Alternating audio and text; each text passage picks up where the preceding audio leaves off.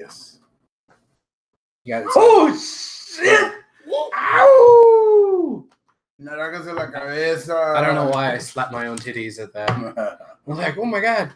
I don't know. That's a welcome with Yeah, I know you like that welcome. Yes. Well, yeah. Okay. Live from HWR HQ. It's the 289th edition of Houston Wrestling Radio. This is Abel. This is Travis. This is Arnold. Oh, god damn it. No, you're Arnold. Yes. He's Chris. Yes. I am Chris. You are Chris. Welcome back, you son of a bitch. The shield is back. My phone just decided to die with like 20% battery. And it's not even working. You need this? iPhone, baby. Oh, fuck your iPhone.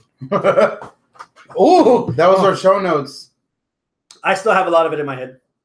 Great. That was his reaction. I think I've clocked in a burp every episode for the past 4 episodes. Yeah, I think it's your thing now. It's okay. He also does that at work. Yes. Yeah. All right. So, thank you so much for tuning in, for joining us. I don't think that's gonna fix it. Throwing it on the phone. It does. I used to have it an on the floor. Really? I used to have a pair phone. You just throw it on the floor, it starts working? Bounce up and down and work. Okay. Doesn't Randy have an iPhone? Yes, she does.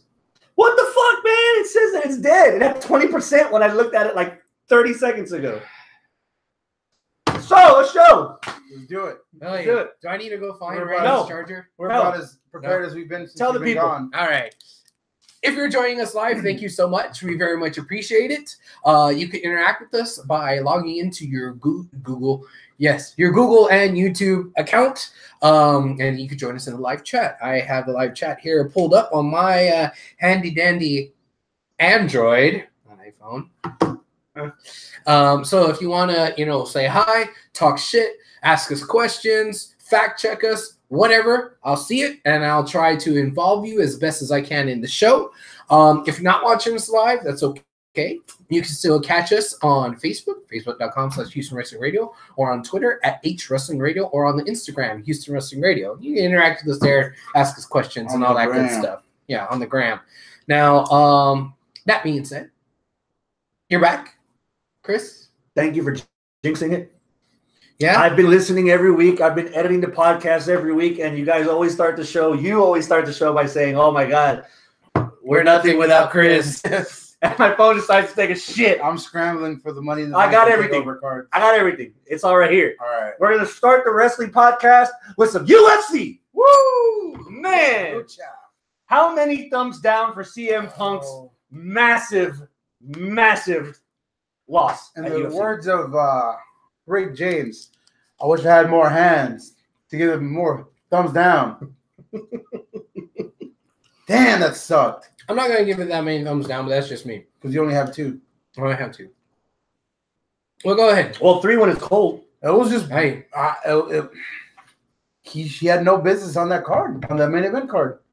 Not even prelims. It was a bad match. It was a boring match, and I'm usually the guy that's like, and when everyone's like, "Oh, it's boring," I'm always like, "No. They're fucking like they're really into it and they're really fucking battling." So they're psyching each other out. Even that, Mike Jackson had it won, and Mike Jackson sucked just as CM Punk did because he could have finished him off before that. He was just fucking bullshitting with him. That was an embarrassment. So on both sides, one, MJ's from Houston, so it's like, all right, fuck it. He's trying to rep, whatever. Nah, he made us look bad. And CM Punk friggin' made us look bad as wrestling fans. So it was a double KO. Mm. Yeah. Chris? I'm gonna try to be a little more positive. Oh, okay. A bit more positive. Okay. For all the crap that people like to give him, I can honestly say that I miss watching CM Punk, whether it's in the ring or an octagon, on my television. Mm-hmm. And it felt good to actually hear the crowd chant CM Punk, and he's actually fucking there. Yeah. And it felt thunderous, dude. Like, it was loud. It's in his hometown, and he choked about as hard as LeBron did in his last 2 days in Cleveland. Yeah. It was so sad to watch. But even then, the first round, CM Punk got that takedown. I was like, this is a lot better than the first fight against Mickey Gall. He made it to the end of the first round. Oh, he shut up more of the haters. Second round, he's getting bitched by Mike Jackson. Mike didn't even have the full guard. He's on his knees and just like teasing Punk. And then the wrestling side kicks in. That split second when he's about to clinch that triangle and everybody's like, oh, and then he gets bitched out some more. Yeah. And then by that third round, he tried doing takedowns in the third round. And he couldn't change his game plan. His punches were all over the place. Dude. I think the adrenaline rush of him being back in the octagon. He hadn't had a fight in like almost 600 days between the first fight and this fight. In his hometown with all that pressure. And he didn't live up to it. Which, again, being 40 years old, looking like Jim Carrey, I give him the respect in the world for doing shit that people were going to bitch him out. I'll forever respect him for and that. Not just that. Think about it from a personal side. All right. That dude is fucked forever. Oh, my God. Just so imagine, I'm going to be in Chicago for All In. He's going to be at Pro Wrestling Tees the day before doing autographs. If he shows up at All In, all the people are going to be like, this quitter, he couldn't hang in MMA. Fuck, of course he's going to come back here, the fucking loser. And if he doesn't show up, this motherfucker doesn't even have enough audacity to come. No matter what he does from this moment on, if it wasn't already from the moment he left WWE, from this moment on, everything he does is going to have reverse Midas touch. Everything he does is going to turn into complete shit. Corey Graves isn't exactly helping. It's a complete impact. Corey's not exactly helping his situation either. That's just a broken lover that can just use another. I read the tweets and I'm just like, he just got jilted. That's what it is. That's coming from a guy that can't wrestle anymore because he's had too many concussions to list. That's just him being petty at that point. For sure. You know. What about you, man? As somebody who was a huge CM Punk fan when he was wrestling, when he was in the midst of the 434 day reign. And as somebody who did not watch the fight, my opinion is this, and you guys kind of already said this. At least he tried.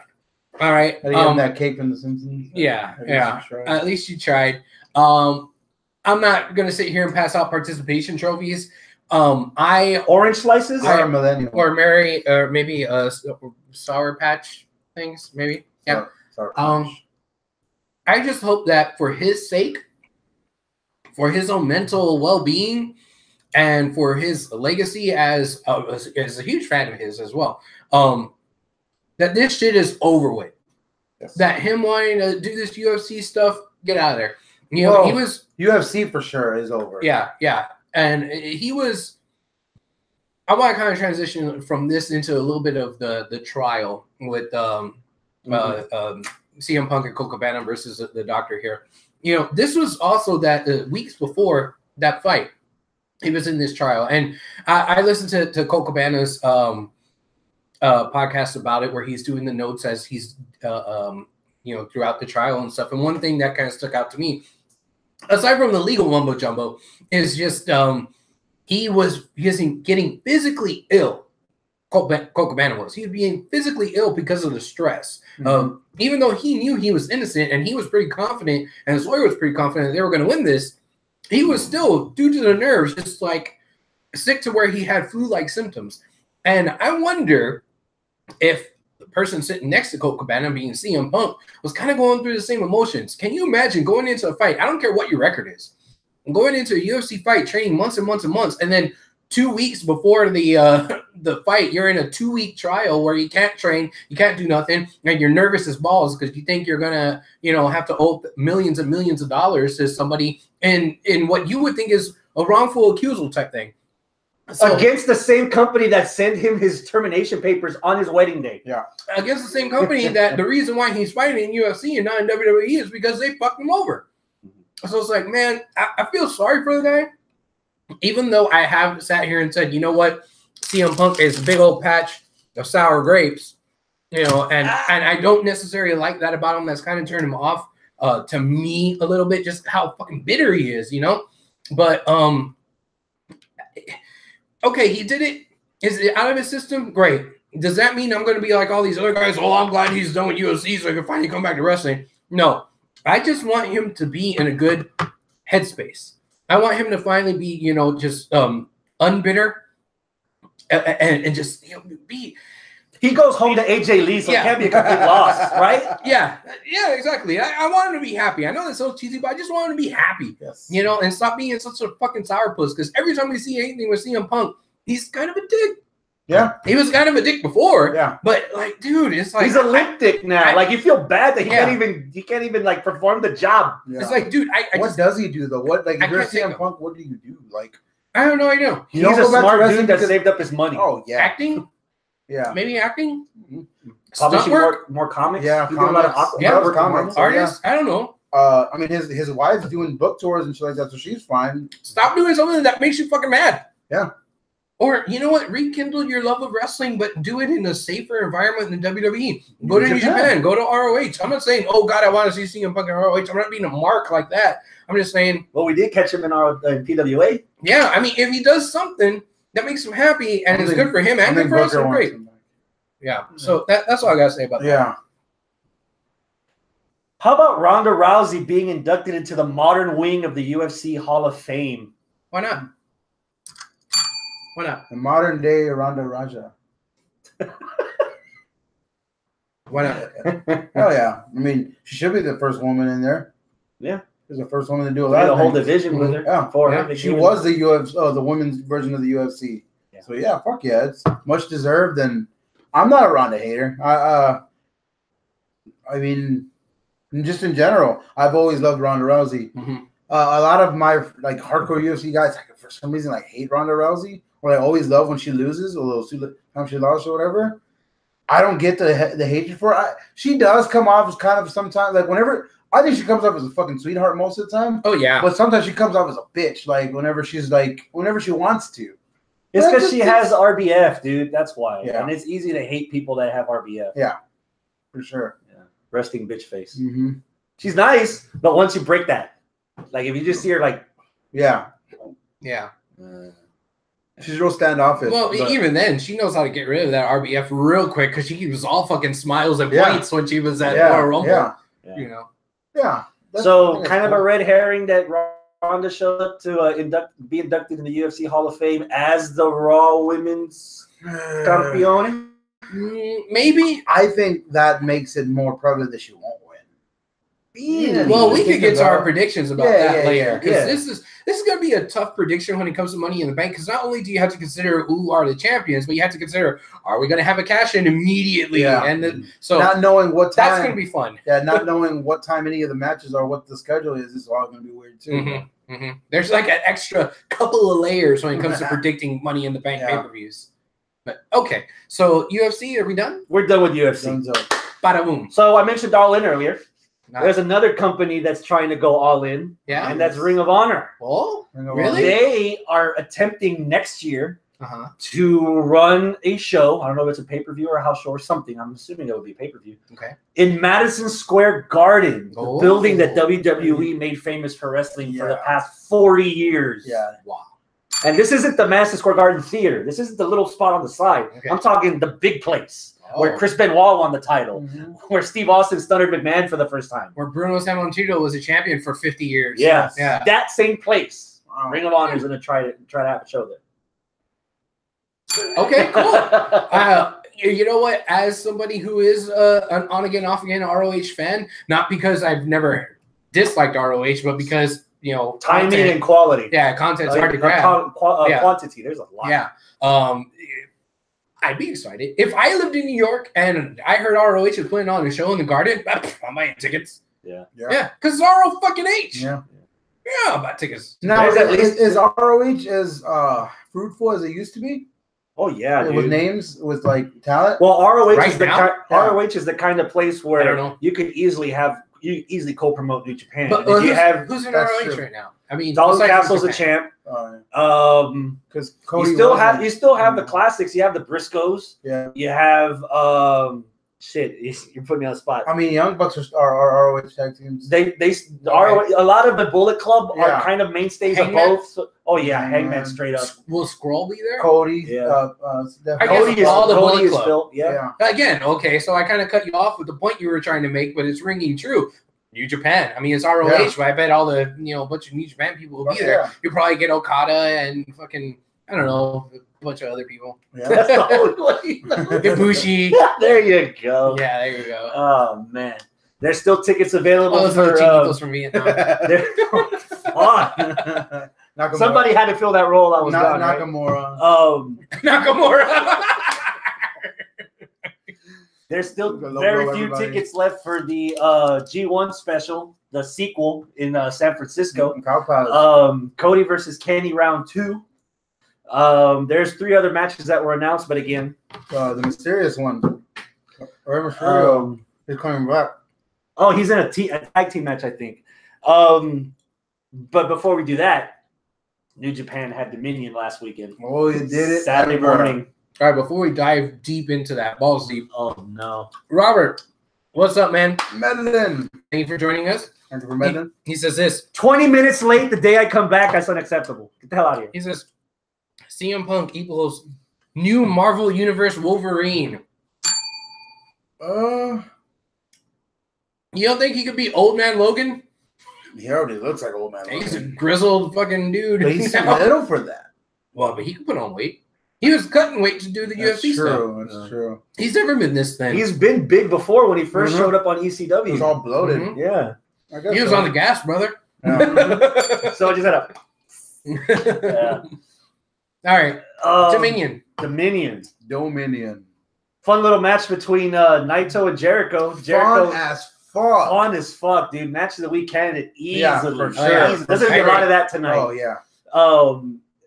Very fun. Old school heelish finish. Mhm. Fucking loved it. Jericho, I don't know if it was Clockwork Orange or his tribute to fucking Slipknot, or I don't know what the fuck is going on with that look. Overheard the Black King Parade on the way Diamond. over. No. I don't know what the hell. He was doing his best Ruby Riott impersonation. Yeah. He was. He was doing his best Sting impression before Yes. he left. Yes. He had those Yeah, lines, the and two then like lines. 2 months later, Bischoff's like, "Nah, player." Yeah. we need doing the pro. Yeah. I don't know what the hell was going on with it, but I fucking loved it. Dude. dude, the match was fucking sick. He basically controlled the whole match except for a certain like time that he didn't. But yeah, it was sick, dude. Like a lot. Matt, it's weird to say because what was he at? Where do we see him last in WWE? Greatest Royal Rumble, right? Mm-hmm. Was it? Yep. Okay. He was 50, I think. Yeah. Okay. And I was like, oh man, the dad bod. He's okay now.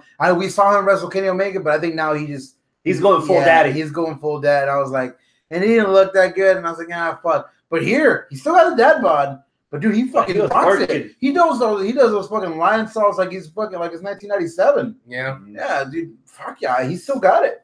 Okay. He's still got it, man. And he's probably. I said this about Cody a few months ago, but Cody's kind of fills it out. Worldwide, right now, Chris Jericho's probably the best heel wrestler on the planet right now. Best heel character? Best heel character for Okay. sure. Ooh, Best heel character I'd for sure. have to see that and raise you a psycho killer, but okay. We'll see. All right. Sounds like a top 5 list for somebody on this spin-off show. Okay. I hear all. Yes. So the elephant in the room, obviously, we everybody that watches this show knows that we're very prone to blowing our load early. Yes. But then we had load again. We had So it's Thumb fine. Wars last year, figuring out which of the first 3 chapters of the Omega Okada saga are going to yes. be match of the year. Right. And That so was now, quite the problem last year. then they hit us with chapter 4. Okada versus Omega 4 Omega's for the revenge. title. Omega's revenge. It was really 2 out of 3 falls. 4, 5, 6. No time limit. You just finished watching this match. Yes. Oh, you earlier want- So today. what was the I watched it first today. word that popped out of your mouth when Kenny Omega finally got the second 3 count on Yes. Okada to become your new IWGP? I don't think I actually had a word. It was more of a sound effect, like yeah. That was my sound effect. Actually, you know, I watched it today, but I actually watched Arnold watch it earlier in the week as we were at work. He was driving around, or I was driving around. He was passenger. HRadvantage.com. Yes. So it happens between Friday and Saturday night. So Friday night, Saturday morning. Yeah. We go to work at 8 in the morning on Saturdays. Saturdays, we go yeah. fucking knock on deadbeats' doors. So I see, of course, Facebook spoilers of yes. I know what happens. Right. I So know. did As did I. I know. But That's as did I for all the other 4 matches I've seen before. What I love about New Japan Pro Wrestling, what I love about Kenny Omega and Okada in general, what I love about that style of wrestling is what basically, like, how did I compare this to before? I don't know. Fuck, I'll just wing it as this. Knowing the fucking ending and not giving a fuck. They do it so well that you damn near forget the ending because you're just like, you fucking, like, man, I did. It helps it was an hour long. God, it was an hour, yeah. The video that I watched was an hour and 10 minutes long. And that was without the entrances. Yeah. It's like watching the movie Titanic. Yeah. Oh, man. You know how the motherfucker's going to end, but you don't care. Watching a World War II movie. Yeah. Fuck, man. It was one thing after another of just badassness. And it didn't do the badassery. They didn't even do the thing that I told you I hate about indie wrestling where they feel each other out for 20 minutes. Yeah. No, they went at it like from the get-go. Especially that second fall. No. The third fall, which was right after Kenny won the second one, he fucking went at him again. That 2-minute break when Okada wasn't up, and Kenny's like, fuck this motherfucker! Just started wailing. That's what I want to really talk about a little bit more. For me, for my perspective was the 2-minute breaks. Because in WWE, that kind of shit wouldn't happen. 2 out of 3 falls, all right. Are you up? You're up? Okay, boom, go. Yeah. But the Usos won 2 falls. That's not what I sneezed. Yeah. The 2-minute break, at first it sounds like, oh, well, that's going to suck. It's going to be boring. And the Western mind frame would be, I'm not going to book it that way because then it takes all the momentum out of the match. Yeah. Exactly. No, sir. Not in this match. In this match, they use it to their advantage. Okada was knocked the fuck out for a minute and 30 some odd seconds. And he was 58. Yeah, and they're like, we don't think this motherfucker is going to give up. What are we going to do? I don't know. We're going to have to ask Red Shoes. Well, Red Shoes doesn't know what the fuck to do. He's dead. And Gato was milking that bitch. He was like, I don't know if this was as prevalent in the first 3 matches that I remember because it's been so long since I've seen them. But Gato being the Paul Heyman in that match going, I got it, Mika, you got it. Oh, no, yeah. Like, I couldn't tell whether it was, this is the racist in me. I couldn't tell whether he was speaking English or Japanese the whole time. There was a spot when Okada had Omega in the headlock, and a Japanese wrestler is asking a Japanese referee in English, Ask him. Yes. I was like, on the flip side of that, you had the other half of the Golden Lovers out there too. Oh yeah, acting so concerned. Concerned. You're breaking my boy. You're breaking my man. I need that dick later tonight. Like, leave him alone. My Golden Lovers. He still had that K-pop look, so his hair was like off to the side of like. Oh, he was emoted out there. He's like, I'm worried, but I'm still sexy. Is it young or old? He's probably in his late 20s. He's in his early 30s, I think. Okay. But he looks like he's fucking 18 with that Neutrogena, man. Oh, I know. Oh, man. With the towel too. Yeah. When Kevin Kelly was putting over the fact he's holding that towel, he's clutching that towel. He might throw it in. He might throw it in. Arnold Scotland fucking Bob Backlund thing. Oh man. And what would have happened in a 2 out of 3 falls match if you throw in the towel? Was that for the whole goddamn thing, or is that just that fall? It's not. Oh, I would think it would be just for that fall. No, you still got to get up to this later and do it again. Yeah, I imagine just for the whole thing. Okay. Yeah, that's just crazy. It reminded me instantly of Bret Hart's mom. Yes. Yes. And Owen like goaded her into doing it. Yeah. He guilt tripped his mom into doing it. You said the third fall, the beginning of the third fall. You know, Kenny went at it. I agree.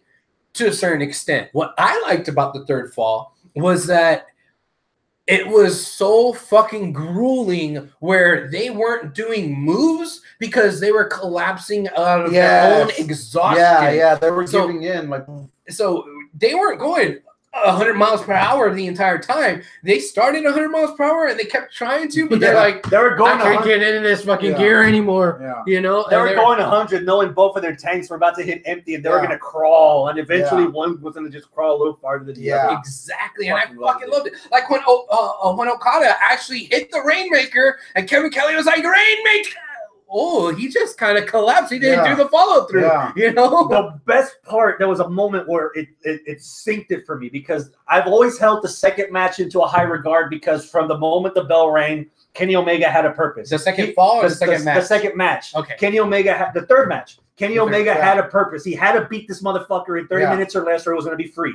And he went balls to the wall. Yeah. The part that it locked it in for me There was a part, I think it was before the first fall finished, where Okada hit Omega with the Rainmaker so hard that the back of Omega's legs hit the back of Okada's neck and shoulders, and that caused Okada to fall out. And fucking Don Callis nailed that bitch on the fucking head. We never get that shit in the mainstream wrestling. The kind of detail like that. Mike Tenay and TNA is that sometimes, but not Morrow. Sometimes it was Don Callis, but it was Don Callis. Yeah. Oh my god! I was like, all right, fucking got me. Don Callis is fucking genius on commentary. And he was even I kept telling you, I don't know if that's him or not, but that guy's fucking rocking this shit, dude. He even was cussing out Gato because he knew Gato was milking the clock, and he was like, "You're gonna screw Kenny Omega out of this? This is bullshit." I was like, "Whoa, okay." We just spend the last 10 minutes gushing about this like if it's our fucking match of the week. This is my match of my life. Do we even Fuck have this to? show. Do we even have to? Nah. No? No? This match of the fucking life. Boom. Best match I've ever fucking seen in my life. Put it on the fucking list. Man, I would hate to disappoint you, but... Oh, come on, I gotta get a rise out of y'all. all right. Man, it's fucking match of the year, man. Everybody just saw my Baron Corbin going on right here. That's your end of days. Yeah. Dude, that's on the list, man. All right, throw that motherfucker on the list. Then you know what? Delete all the other lists. You know what happens when you're better than literally life itself? That match was so good, dude. Lord. I'm so ready for Kenny Omega to debut at the Royal Rumble next year. God. So ready for it. I'm ready for a very short title reign. I'm not ready for it. I don't want him in WWE. I still have one question. I don't want him to be Kenta, and I don't want him to be Shinsuke. Let Kenta go already. Kenta did it. Kenta fucked Kenta. Kenta didn't fuck Kenta. Yeah, Kenta can stay fucking healthy for longer than 6 months. Well, that's Kevin Owens' fault. That's a shame. I've had a hard stance on this for at least 5 years. That they pulled. Okay. That they held. That they pulled the trigger too late on Samoa Joe. Yeah. This is the 4th chapter that has been at least 16 months of our life. Pretty much the same hardcore rivalry. Omega's done other stuff here and there. Bullet Club, Cody, Goalie Lovers, Cody, Jericho. Was it too late 16 months after the original fight? Or even 16 months ago, people were like, oh, fuck, it's Kenny's time. Yeah. Give it to him. Is it too late? No. I think it makes it even better. Well, much like Xavier Woods said, congratulations on winning your 17th rematch. Yeah. It's not, and here's why. If Kenny had lost this one, I would have been like, okay, no more. And I still would have, I would have believed that it would have happened. When I sat here last week, when you weren't here, I said, man, I told Arnold, man, I don't know. This might be a little bit too much. They've already had 3 matches. Yeah. One tie. That was my first one. That was my initial thought, too. I was like, they don't need another one. Yeah. And then with knowing the way Japan's normally been, I mean, there's only been like 2 other non-Japanese that have actually held that title. And it's like, man, I don't know. I don't think they're going to do it. Brock, yeah. You know, they're probably not going to do it. And if they do, whatever, I don't know. Like, I was very hesitant about it. But then seeing it, that they went through with it. And then they also put the other title on Jericho. And then the Young Bucks have this. And then I was like, holy shit, they just gave everything to the fucking American or Canadians. Knowing that in 6 weeks, they're putting on the special right here in the United States. Way to get the United States crowd by putting over Jericho and Omega. It's exactly how it happened last year. Yeah. They put over the Dominion, put over the G1 for here. That's why everyone fucking rushed the G1. Yeah. I mean, if they hadn't, I think just in the storyline, forget about whether they're coming to the States or not. Just in the storyline, it would have been like, all right, whatever. Let's see what else Kenny could do, maybe with the Bullet Club or whatever, and tie up this stuff with Cody. That's it. Like, I don't really care about him versus Okada anymore. But with him beating Okada, oh, man. I am 1,000% interested, and I might even say that I like this match more than the first 3. Yeah, that's what I keep telling y'all. That's my match of my life. That 3rd match I've seen at least a half dozen times last year. I would have to watch this match. Oh, and by the way, without either one of you guys knowing this, that Saturday after I got home from work, I tried watching this match knowing the result. Yeah. And because I was just been burning myself out, I literally fell asleep within 10 minutes. Right. But if you could have put freaking like the Transformers movie from '87, I probably would have had the same reaction because I'll burn out. But I would have to watch this match a few times to see if it's up there. Yeah. But right now, I'm still on the high. I don't know if I'm the minority, but I think out of last year, the second match was the best. Right. But that's still fine because this match just fucking double jumped the fuck out of it to me. Okay. This match was so good. It's because that's the thing. I was expecting it to be good, but not as good. Exactly. And it was even better. So I was better. like, fuck. One thing that I did it makes me want to watch those matches again. Exactly. Yeah. One thing that I liked even more so about this particular match, and I know we're just gushing over this fucking match, is the way that Kenny started dodging all of the shit that he's seen for 3.5 matches. Yeah. He finally learned how to dodge with every single fucking time the Rainmaker. Like he got hit with it like in this first fall, but like the second fall on, he kept like even it was like, oh man, I think it was Callis or Kelly. Oh man, Okada's got wrist control. He's got wrist control. He's not gonna, and he got him up. Still had him by the wrist. So impressed that he still had him by the wrist. And like, no, I'm gonna let him keep my wrist so that I could just duck underneath. And he did it like twice in a row where he ducked underneath. Also pointed out the fact that after the first fall, Okada wasn't really getting to those fucking tombstones. If I'm just a casual guy watching what I said, it was like Okada is basically a clothesline and a tombstone. All the guy just over and over. That's it. Yeah, that's his moveset. Clothesline, tombstone, clothesline, tombstone. That's it. He's JBL and Undertaker. But how many V triggers did Omega hit in that match? Jesus Christ, like 40. But Okada's fucking brains all scrambled right now. But to quell that, they started pulling out other stuff, like the fucking Styles Clash. The Styles Clash. And the AJ crowd chanting, AJ crowd chanting AJ. New Japan Pro Wrestling crowd chanting AJ Styles. There was that package pile driver type thing that Kenny did there. Yeah. Like they started like pulling stuff from other wrestlers' repertoires and making it look like they were improvising because, well, this is the position I'm in. I've seen them do this before. Fuck it, do that. They were outside. He was on the other side of the fucking the gate, the fence, and Kenny just jumped over the fucking railing and fucking landed on him. No, but like Okada did that running splash and Kenny hit the V trigger. Oh god, that was so fucking good. All right, that's enough. Yeah, that's enough. We're not going to get. We got to save something for the year-end review episode. So New Japan, they got San Francisco next, and then All In September. What else? Oh yeah, tonight as we speak, or after we finish. God damn, we're already third.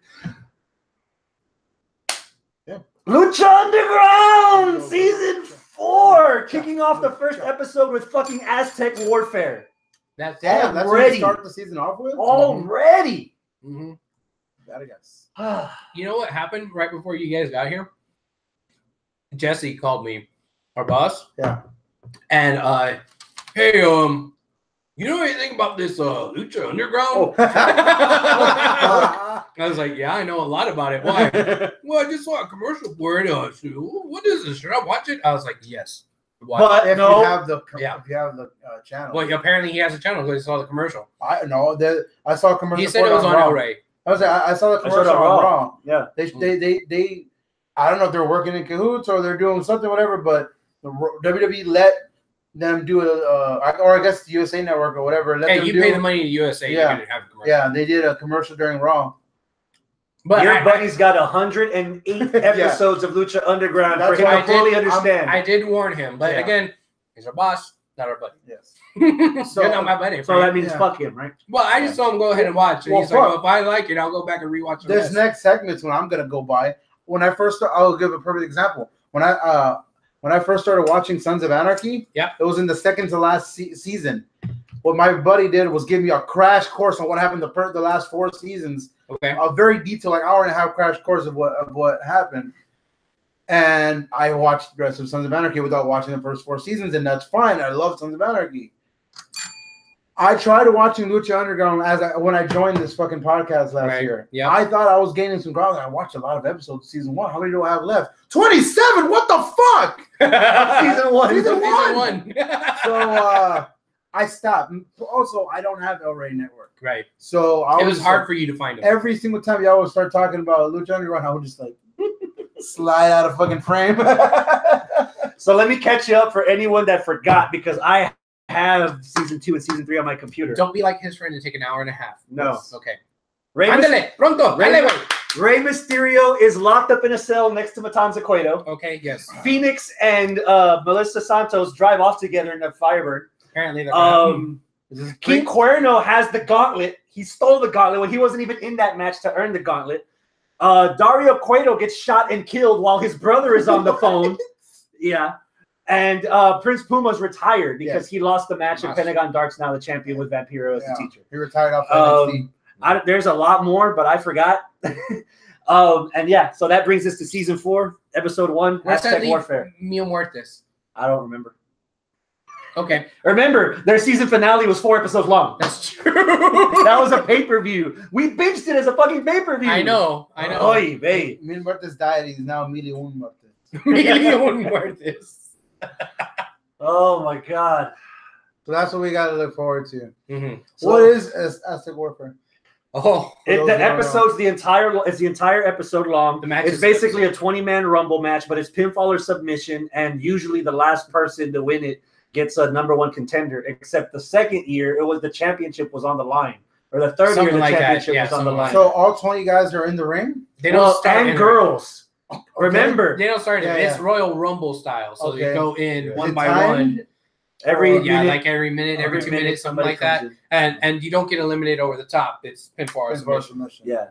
You should watch the second one where they debuted entrant number 21, Matanza Cueto, and he killed like 8 people. Yeah, he killed like 8 people. But it was brutal. And we're like, who's this motherfucker? Yeah, who's like shorter than Mil Muertes, but he was murdering people. He came in at 21, yeah. right? Yeah, because it was Hold on! Hold on! Yeah, Dario's like, one more! What the fuck? We already had 20. I imagine Matanza is related to Dario? They're brothers. They're brothers. Yeah.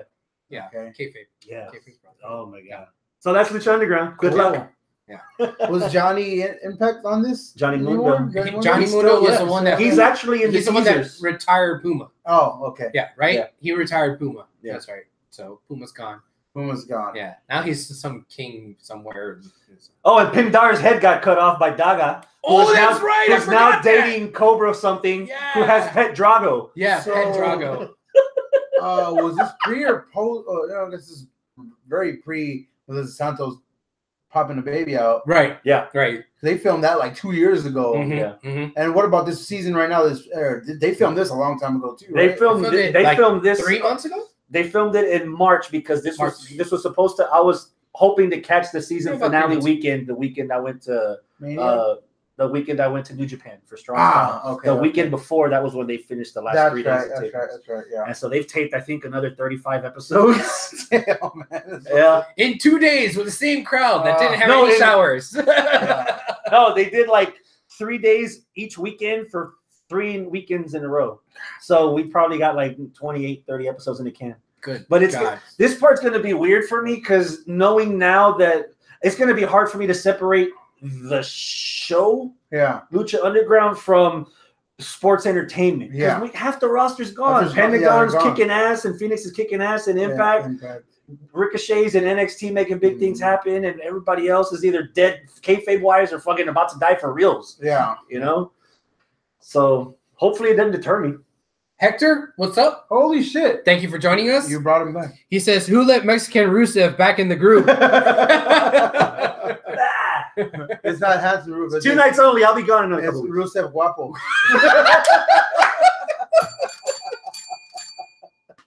Dia de los Rusevs.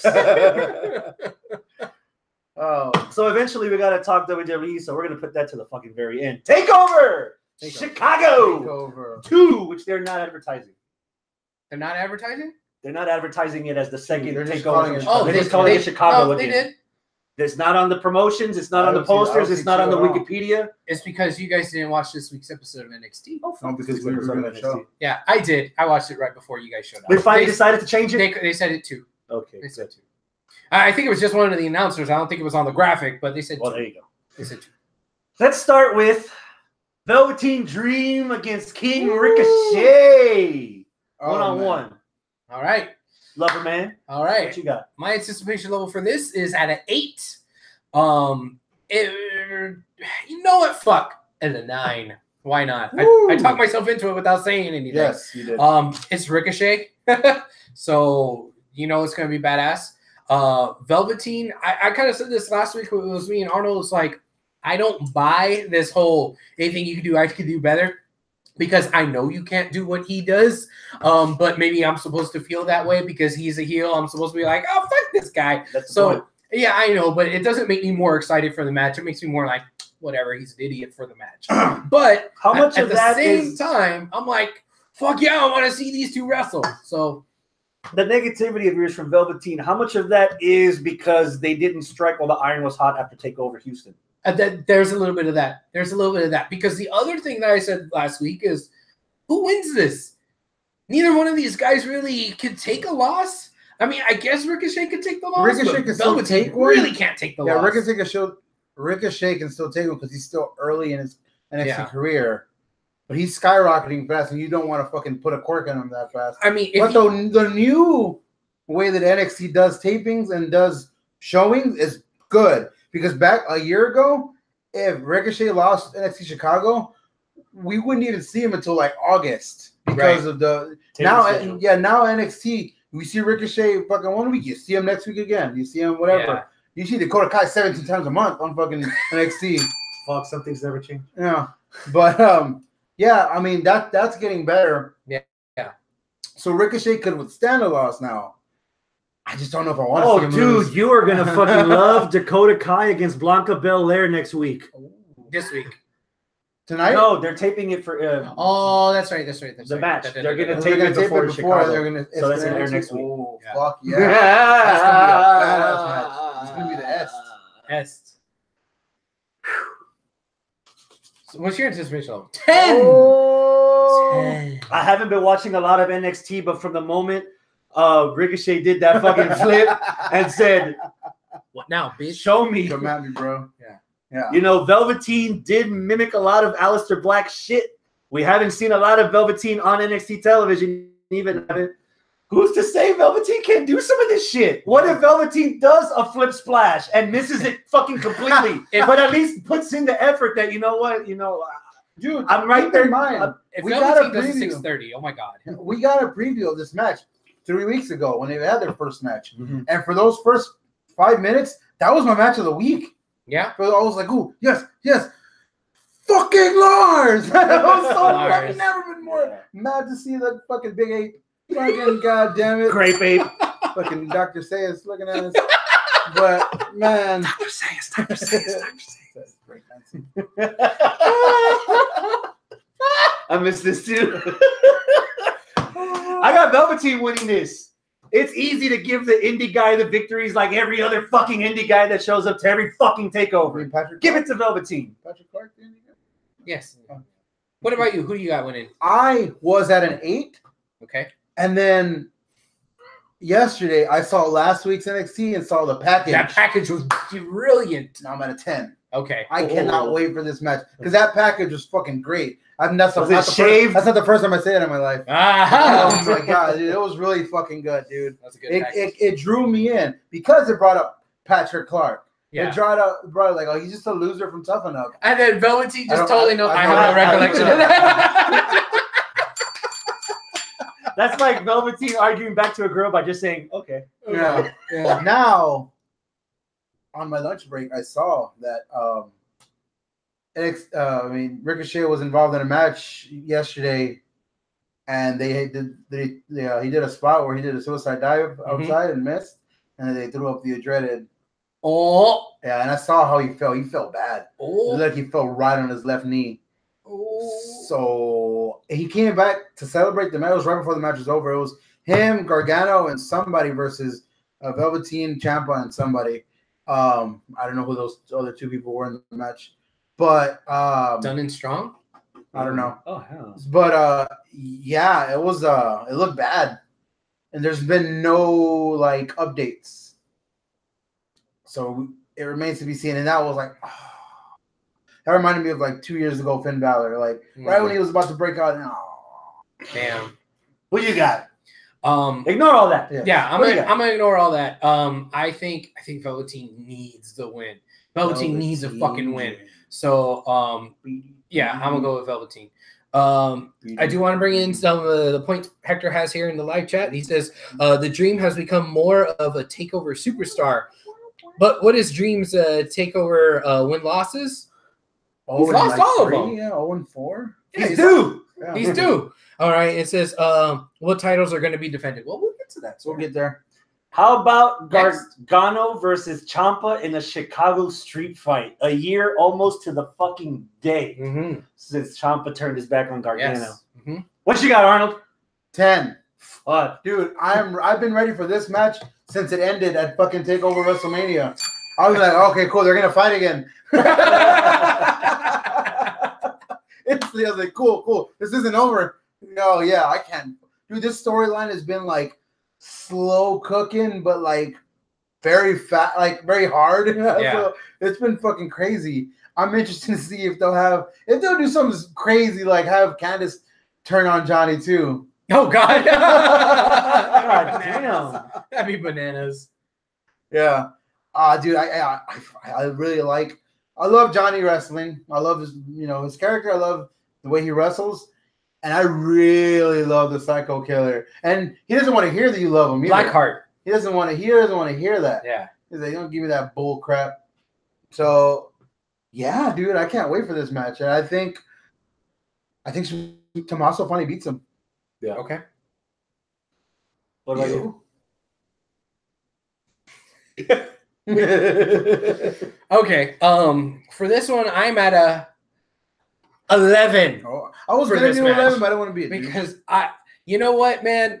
As much as we gushed over Omega Okada, Boy, don't you I put that evil on this match. I still kind of Don't you feel put that evil on this match. like if the year were to end right now, if this was December and next week we're doing our year in review episode, my two front runners are Omega Okada and Gargano versus Ciampa. Yeah. And I might lean towards giving it to Tommaso and Gargano. I think I'm doing that. If you ask me right the fuck now, even with the recency bias of just watching that like 2 hours ago, I think I'm still going with that match. And I think it's because of all the callbacks and how intertwined with story it is in such a short period of time. Like this feud is this year's Omega Okada from last year for me. I could be wrong. It's my opinion. Opinions are like assholes. Everyone has them and they all stink. So Everybody eats them like that. everyone eats them. So that's where I'm at. For that past match, Omega Okada was great. That other match is great. They're both really great. Wait, we're getting another one? Yes, please, may I have another? Give me some more. I want some more of that. Yes. 1, get out of my house. 2, It's my house. come back into my house because Oh. I kind of agree with you. Okay. As far as like, This is still my house. It's right up there. But That's a hot take right there. I felt like you were trying to say that this match is going to give you, the other one, Omega Okada competition. What I was trying to say is, don't you put that on that. Don't put that fucking, because we're going to anticipate. Don't put that. I learned from on. Nakamura Styles at WrestleMania. And 2 and 3, not to anticipate that shit. I don't give a fuck about this next match. Even with that, because I totally 100% agree with you to not put too much on there. I don't care. My dick and my nipples are hard for this match. I'm at a fucking 11. Where's Randy? He's Randy right now. Hey. As far as who's winning, I don't know. And I don't care. I just want to You're be going to come entertained. anyway. Yes, I'm going to get mine. You better get yours. You, sir. About 9. Okay, all Yeah. right. And that's mostly because I haven't seen all the clips from NXT between now and then, but just basing on what we saw before, it sure as fuck didn't lose any equity on my end. Yeah. Okay. They could literally end the show with this match and I would not be upset. Yeah. And I agree. Ciampa needs a victory here for this to keep going because I smell another one. There has to be one more. It'll be the third. It wouldn't surprise. It would be a very SummerSlam. welcome surprise if in Brooklyn we get Ciampa versus Gargano In a cage. inside Hell in a Cell. Oh, NXT's first Hell in a Cell? Oh, If there's a rivalry right now on that brand, men or women, that deserves that, it's fucking that match. Yeah, It's those Inferno two. match. Imagine those two bouncing off like fucking pinballs inside that Fuck. cage. Both Yeah. of them having the balls to go up to the top and do something stupid funny. Jesus. Man. Stupid funny. Yeah, because you're going to laugh before they die and Yes. then you're going to commiserate because they're fucking dead. R.I.P. But Yeah.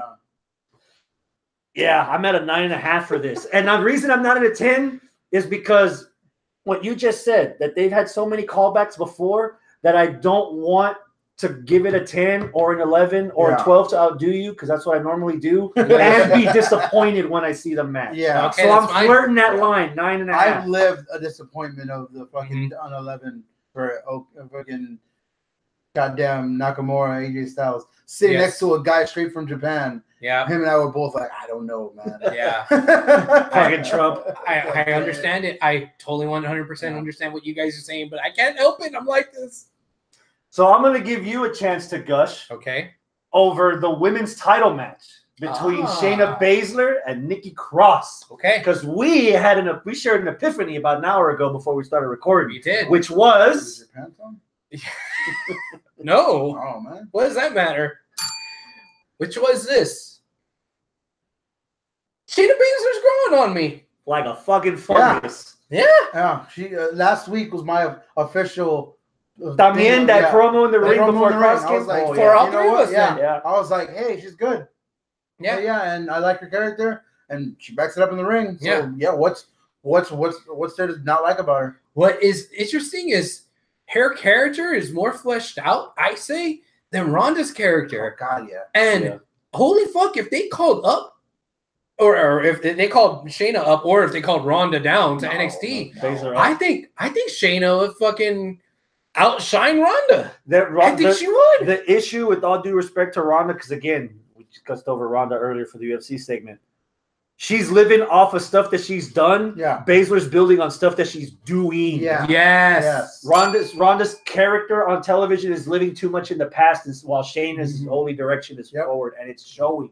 That and Shayna's actually been wrestling for 3 years Mhm. now. Yeah. So Now, my anticipation level for this match officially is at an 8. And here's why. It could be higher if we had another week or so worth of Yeah. build for just these two. Because the build has been Shayna versus Dakota. And then all of a sudden, Well, Shayna versus most of the women division, period. yeah. But okay, specifically yeah. Dakota. But then we just took a left I turn in wasn't Albuquerque. complaining. I'm not complaining about the left turn in Albuquerque either, but it just took that fucking left turn real quick. Now I remember- kind of feel like this should have wound up being maybe a 3-way somehow, but it's not. Now remember what? Remember when Nikki first came on, I was like, hey, I think there's a little bit to that. And you were like, that's just Nikki being crazy. I was like, no, I think she's going to interject herself. And she And did. you were just like, nah, she's just crazy. Oh, she interjected And she herself. did. She interjected herself, she but won we the forgot title. about She won Dakota. the title. Dakota was a ref. Yeah. But that was 2 episodes ago. Yeah. And that's it. So So we are missing the one episode that could be Tonight. filling in that blank you're looking for. maybe that's what it is. I don't know, but it's like too. The build has been too herky jerky for me. Despite all that, I'm still giving it an 8 because Yeah. I really like Nikki Cross. Yeah. I like seeing her by herself. The stuff that she has done, I Yes. really like that crazy. And it's interesting because they're kind of doing this rock, paper, scissors thing with this bully who's like bullying all these other girls who are, good athletes and good, showmen or whatever, but they're meek and timid. So Yeah. the bully takes them out. Well, who takes out the bully? Rock, paper, scissors? The crazy one. So the athlete could beat the crazy one could beat the bully could beat the athlete, and then boom, rock, paper, scissors. It's So it's so cool. wild right now that freaking Nikki Cross is shining more than Sanity because Sanity hasn't even debuted on the main roster. Yeah. So what about Lizard Spock? Go for I it. feel like Nikki Cross, as much as I like her, and again, experience dating crazy white chicks, they're always a handful. So you put two of them in the ring, I'm gonna love what I'm gonna see. But I think Nikki Cross she's flirting that line where she should be in NXT, but she should be on the main roster. If they were gonna deplete the roster at the draft, they should have just gone full reset. Yeah. And just had Shayna as queen bitch and have all these little rookies learn their way up to kind of defeat her. So I think this match is kind of just like a stepping stone to the next feud that Baszler will have, that not only will bring Baszler to the level that she needs to be, but bring somebody up to a level that is worthy of being on the same level as Shayna. And I don't think Nikki's it, 'cause I think Nikki's already gone to like mainstream level. Like she's right. Sure. You put her on SmackDown with the rest of the crazies against the other crazies that carry the fake hammers. Holy fuck. Yeah. See, so just like, reset the roster right now and have Shayna in charge and have somebody. Yeah. Hell, they signed the other 2 chicks from the 4 Horsewomen. Let's see them play pillow fight or whatever with headlocks and leg hooks and shit. Mm-hmm. So I got Shayna winning this, and I'm at a 8-2 just because I'm curiously optimistic at what these two are gonna do together. I already know what Shayna can do on her own now, and I already know what the fucking crazy ass is gonna do. Put them together. Let's see. I'm optimistic, so I'm at an 8-2. Hell yeah. What's your number? I'm at an 8 also. Okay. I wanted a triple threat with Dakota because I'm a Dakota mark, but this is also will do for me. I like them both in the ring. The storyline's okay enough for me to be like, yeah, I'm on board, and I'm just interested to see how they'll have Nikki fare against Baszler. Okay. If she's gonna get dominated, or if she's gonna dominate her, or if it's gonna be even keel, we'll see. I'm intrigued by this match. Cool. Next. How about Oni Lorcan and Danny Burch against Undisputed Era for the NXT tag titles? Arnold. Oh, I was pretending to do the Undisputed Era, but I was doing the Velveteen Dream still. They're all the same song. It's all the same song. Oh man, 8, maybe a 7. I want to be more invested in this match, and I hate to say this, but I'm just not. Man, Burch and Oni just don't do it for me. Like I'm just like, yeah, I like them, but they just don't like. I like them when they're already in the ring, but the idea, of getting to the ring, I'm just like, oh, okay. 2 pipe cleaners. Yeah, they're just a couple jags. They're that meal that your mom cooks, and you're like, oh, we're having that tonight. Okay, all right. No. But then you start eating it. It's like, can I have seconds? Yeah. Oh, ya sí, okay. Antes era que, oh, no quiere. Ah, cabrón. Hey, a la cocina. No, they're a Subway sandwich that you know you're going to be hungry for 2 hours later, but you got that bag of Sun Chips just in case. Yes, that's what they are. I'm gonna flip the script on you. I'm at a 6. Oh, and for some weird reason, can't get behind Roddy.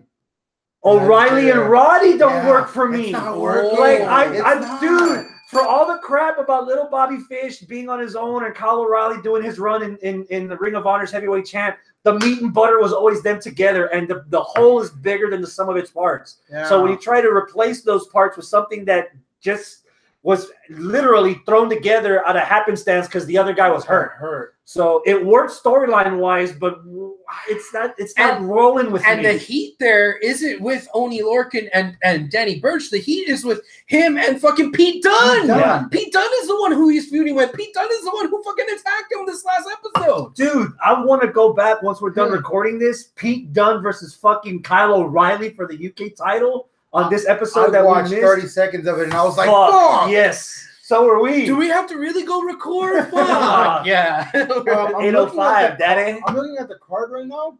There's something missing here that I thought we were going to get at TakeOver. Okay. Adam Cole versus Pete Dunne. What the fuck? Not yet. What happened? What? It hasn't. I haven't seen it advertised on anything. Not on NXT's websites.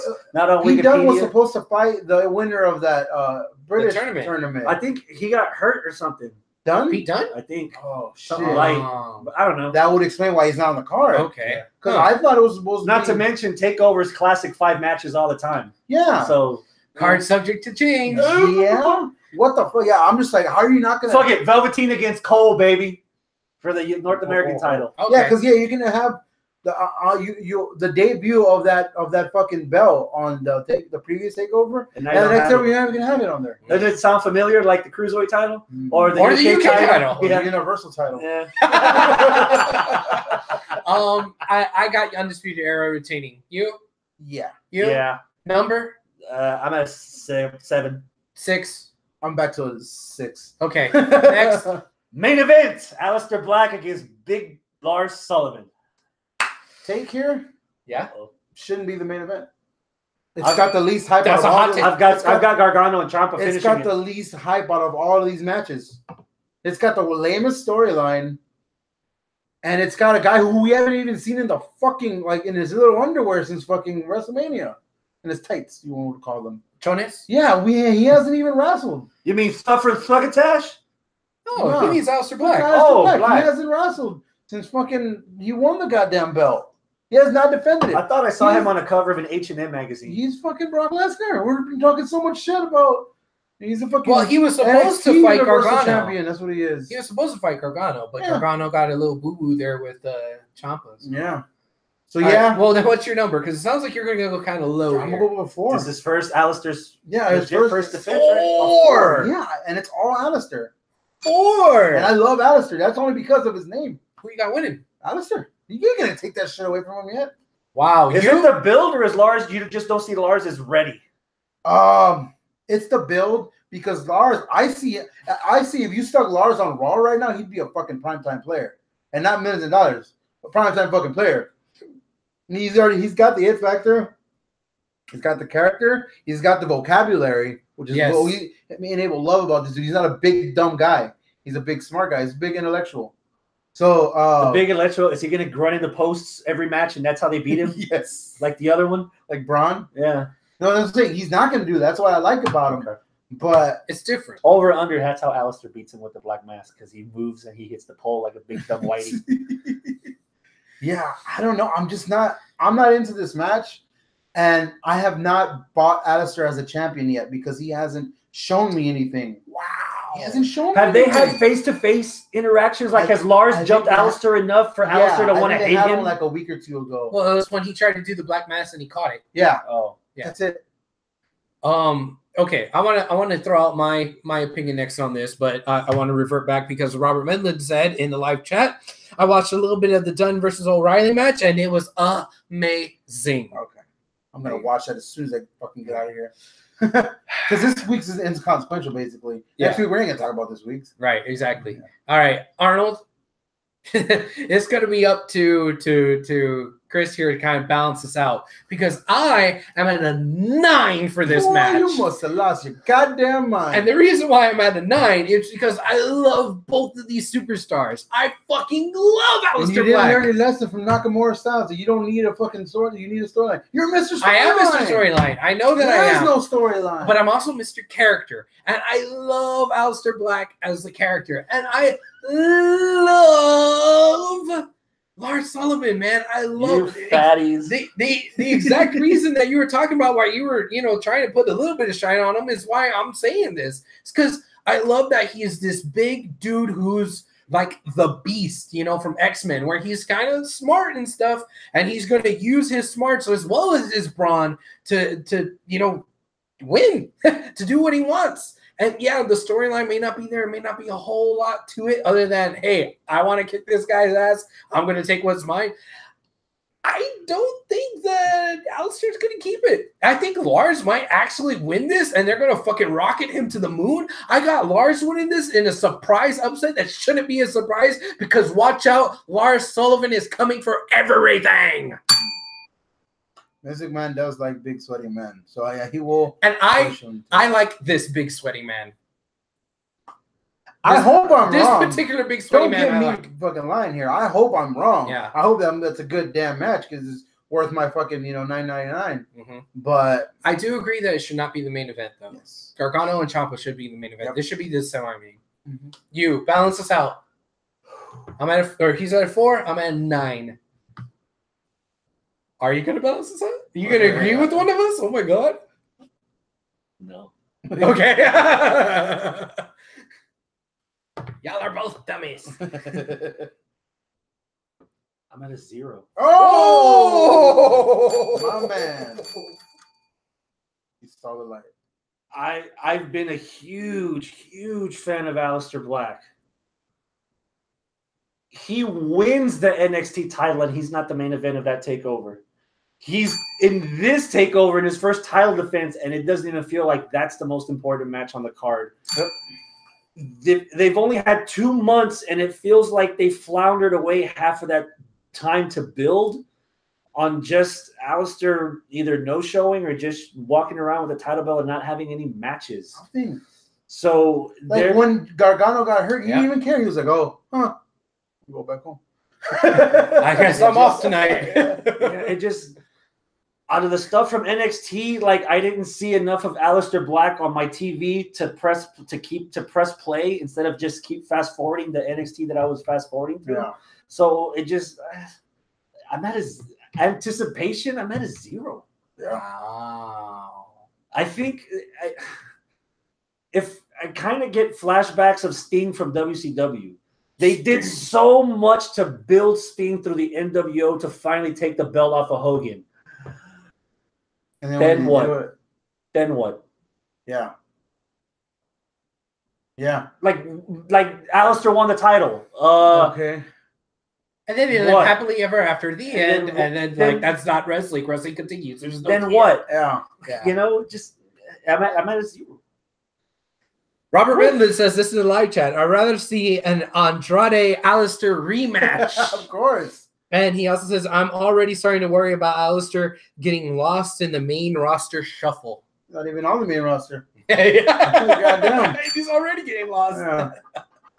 Okay. There's at least a half dozen people on that roster that at this point I think are doing more to build their character. And I think I'm getting the perception that Black's character is just his biggest flaw right now is he's stuck in complacency.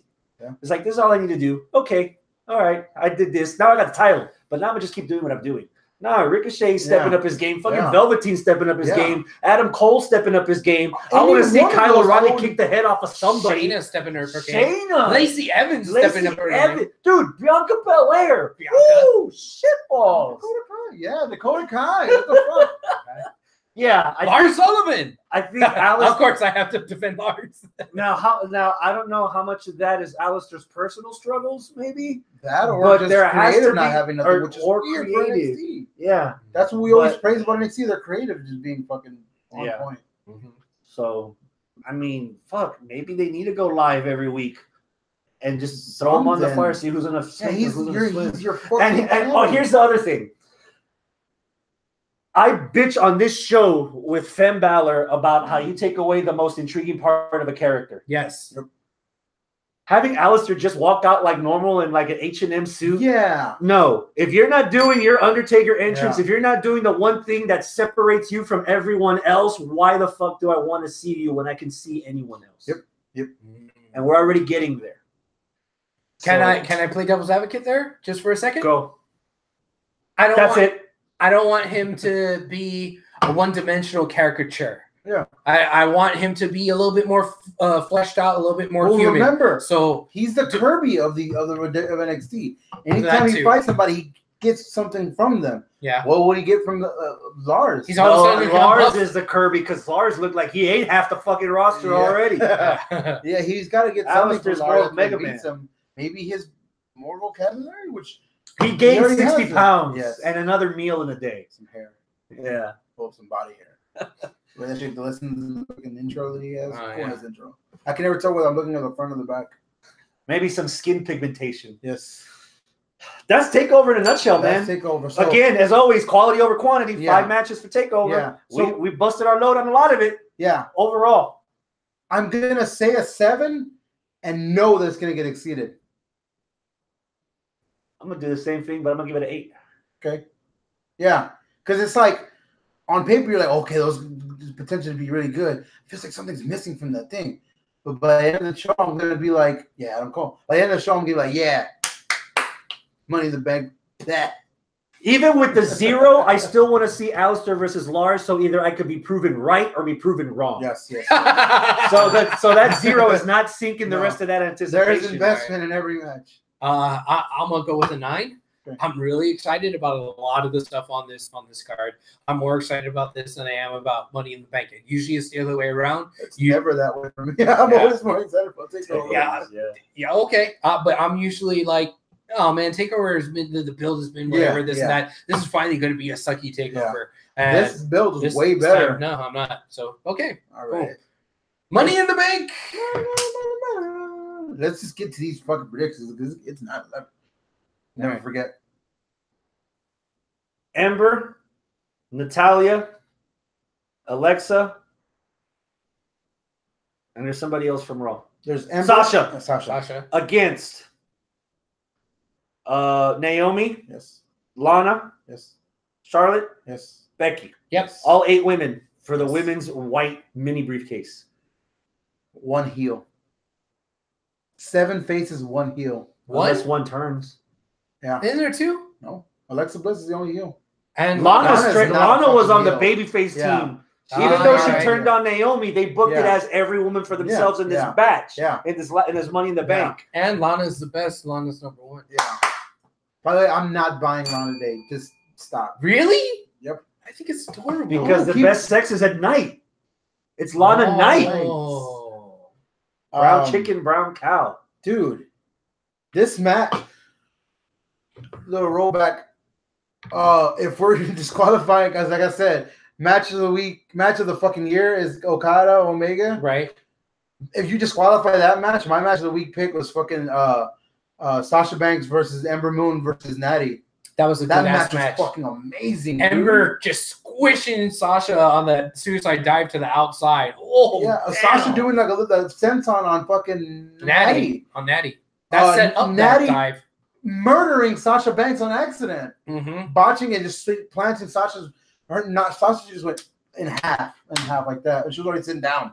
Yeah. She went half her. Yeah. And yeah, Ember Moon is fucking fire, dude.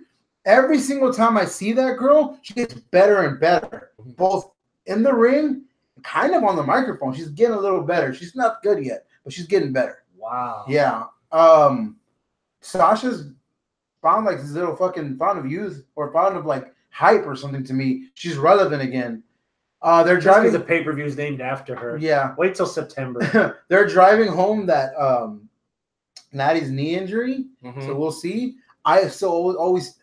I'm always going to say they're going to give Bliss the briefcase just because WWE is infatuated with Alexa Bliss. Who the fuck isn't? So, anticipation. 9. I can't wait for this match. It's pretty good. I think Becky heel turns on Charlotte. Becky wins it. Becky just rips it. Also, random fantasy booking. The Riot Squad interject. Oh. Bayley comes to save. Oh. Bayley turns on Sasha finally. Pow. Bayley Riot. Bayley Riot. Purple tongue.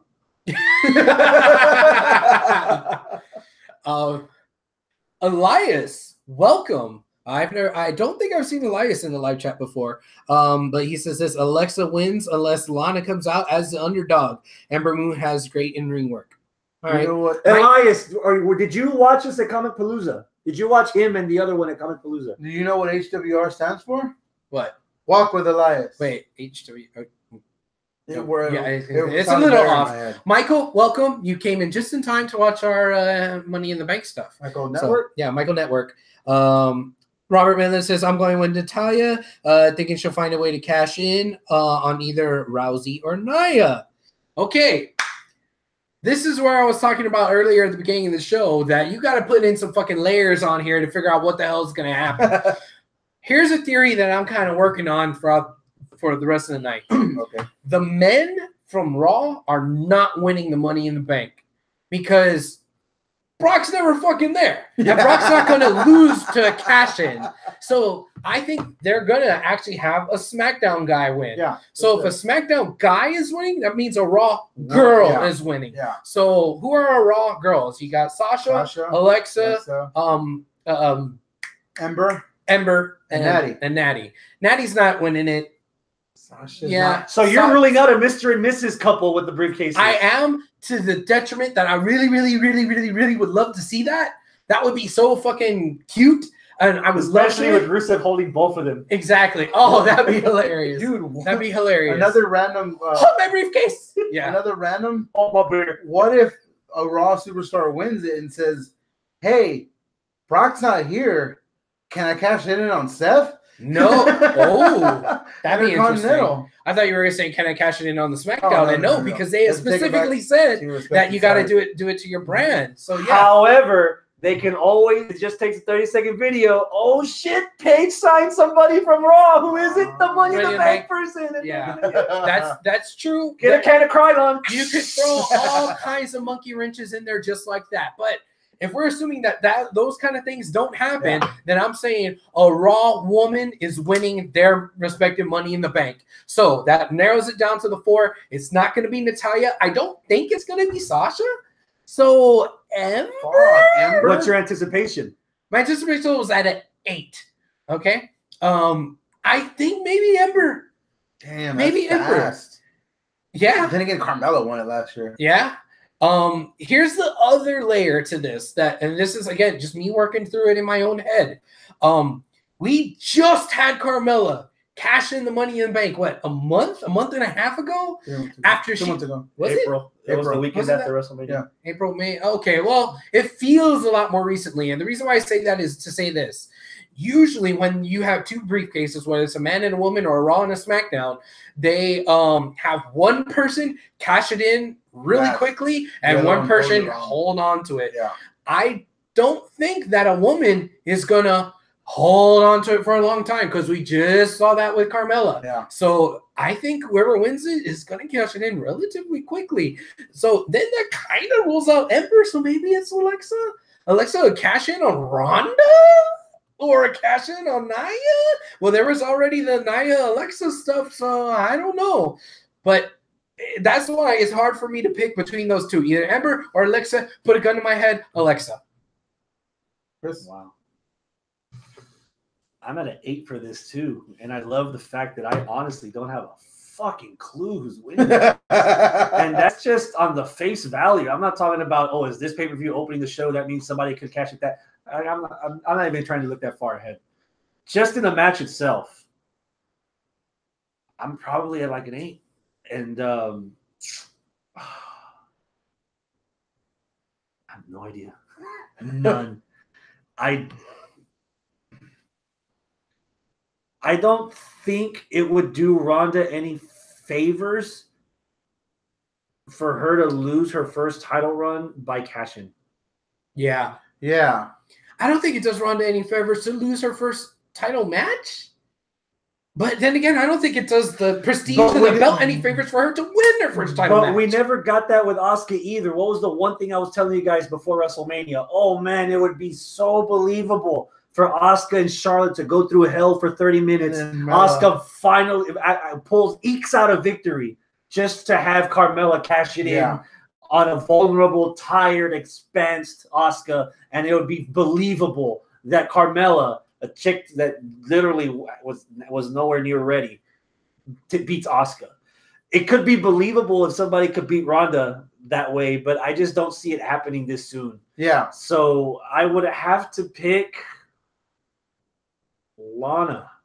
Whoa. Okay. Lana the best. Lana number 1. Yeah. I have Lana winning the women's, but not Rusev winning the men's. And I want to see some tension between the couple. Bring it out. Tension? Yeah. You don't think that's going to be... Because there's always going to be one person. There has been one person in the middle. And I'm waiting for Mr. Guerrero to like throw some shade on Rusev's. Like, look at that. You gonna let that happen? Yo, the current white. You gonna let that happen? Should we go to the men's or should we rather go to the rest of the card? Well, hold on. Let me. I got the card right here. Let me get something from the live chat that I thought was a good point. And Elias says this. He also said that it's been a while since he's been into the show. So thank you for returning. But he does say this. We had an unsuccessful men's cash-in, so the next one should be successful for the men. Yeah, so, we've had 3 unsuccessful cash-ins in like 15 years. So yeah. Let's go to the men. We have Braun, Finn, Owens, Rude, Rusev, Joe, Miz, and one black person. Ooh. One of them wins, and we get our first yeah. Well, my first black WWE champion. My anticipation level for this is at a 10. Yes. And fuck it, if Kenny can do it, so can Xavier. I've got Xavier winning this. What? I'm not mad at Big that. E had his rub. Big E had his rub when Ziggler held the belt. Yeah. Kofi's been in the spotlight, not in a negative way, but he's already had his shine. Yeah. He's already at the point where he doesn't need a title. He's already an attraction, and now he has a character. And now he's a character. Xavier. He hasn't had. You want to talk about like people getting pushed based upon their merch sales? New Day, they're selling fucking pancakes and cereal and T-shirts on top of all. There was pancakes in the Money in the Bank briefcase. They started doing the Bootio stuff in like other stores other than FYE. Yeah. Tomorrow during E3, we have Kenny Omega and the Young Bucks versus all three members of the New Day fighting Street Fighter V, which was shared from WWE's Facebook and Twitter. WWE is putting that over. 2019 Royal Rumble winner, Kenny Omega. But anyway, man, dude, sweet, dude. What does it say on the back of mine? Sweet. What does it say on the back of mine, dude? Sweet. Yeah. Dude, man. Sweet. All right. I got the X-Man winning it. You single-handedly with that made me go from being like a 7 to a 9.5. I'm anticipating this a little bit more now because for some reason you were growing on shore. I just grew. For some reason I didn't have that scenario in my head. But who's to say the other two members won't be at ringside cheering them on and doing all kinds of crazy ass shit and helping IKEA's furniture the shit? Yeah, that'd be pretty cool. So I don't think that was my official prediction going into it, but it does have to be a SmackDown guy, so that works. Yeah. So man, I don't know. Okay, who else is on the SmackDown side there? Joe Rusev. Joe. And we've been saying this for at least 2 years. The Miz needs the title again. He's ready for the main title. He always needs the title because right now it's weird not seeing him with one. Although he's been a lot. Like I love the Miz, but I love him even more without a title for some reason lately. It's like he's hungrier. Mm-hmm. He's chasing now. He's never chasing. He did open up a briefcase full of pancakes. He was pretty hungry. Was it Rough Rev? Rough Rev. I was like, dude, that sounds like a gay porno. I had a Rough Rev too. Oh, Backdoor Sluts 9. Yeah. Who don't you want to win? I know who you don't want to win. Who? Bobby Roode. You ain't Bobby Roode. Oh, yeah. Fuck Bobby Roode. Fuck Bobby Roode. I know who I don't want to win. Who? Braun. Really? Ooh, why? Because he's an idiot that runs in the post. I don't care. Like, Braun's in that same category. He's an attraction all by himself. He doesn't need the belt. Yeah. Besides, unless somebody has the fucking balls to go to UFC and find Lesnar and cash it in an octagon, there's no point in the Raw guy winning this. Yeah, which the Money in the Bank is kind of there's rules, but there's not. It's not the hardcore championship where you can go to the airport and fucking cash it in. Right. But it's kind of weird. As far as going with the up down down stuff and the Bullet Club being on there, people in the live chat are agreeing with you here. Elias is saying up down down helps because Xavier's on there a lot. And that's also a hit for the future for the Elite coming to WWE. They only mention folk when they plan on signing the them. Golden Elite, which Ibushi's already wrestled in WWE before. And then Michael Network says the winner should cash in on Kenny Omega. No, I've got a hot take here. All right. That I'm going to just interject for a second. We have Nick Aldis versus Cody Rhodes at All In, where if Cody is a champion with the Ring of Honor New Japan, then it's title versus title. Right. We've got other wrestlers defending other belts at this event. We've had certain things happen in the WWE lately. What if we get the Young Bucks against the New Day at All In?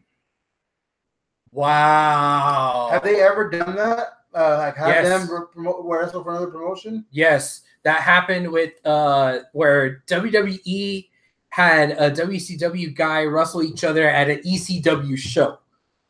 What? Yeah. So, it was Mike Awesome a WCW guy defending the ECW title against a WWF wrestler, Taz, at an ECW house show. Yeah, that's they, right. They Mike also dropped the fucking belt. They worked out a deal before for Ric Flair to show up at the WWE Hall of Fame while under contract for TNA, and Christian showed up at Slammiversary to celebrate the 10-year And with all the TNA shit they've been doing lately with WWE, on the network, it sounds like Vince's new strategy is like, hey, that might be Hunter's strategy. That they're giving Hunter a little bit more of the leash to do stuff. Yeah. Maybe, I don't know, but I mean, just look at the fucking social media network that fucking Xavier Woods has. I mean, there's so much untapped potential there. That not just that, I would like to think, again, giving a little bit too much credibility here, I would like to think that WWE learned their lesson from the complete fumble that was Zack Ryder, who did everything on his own through popularity online before anybody even gave him a second chance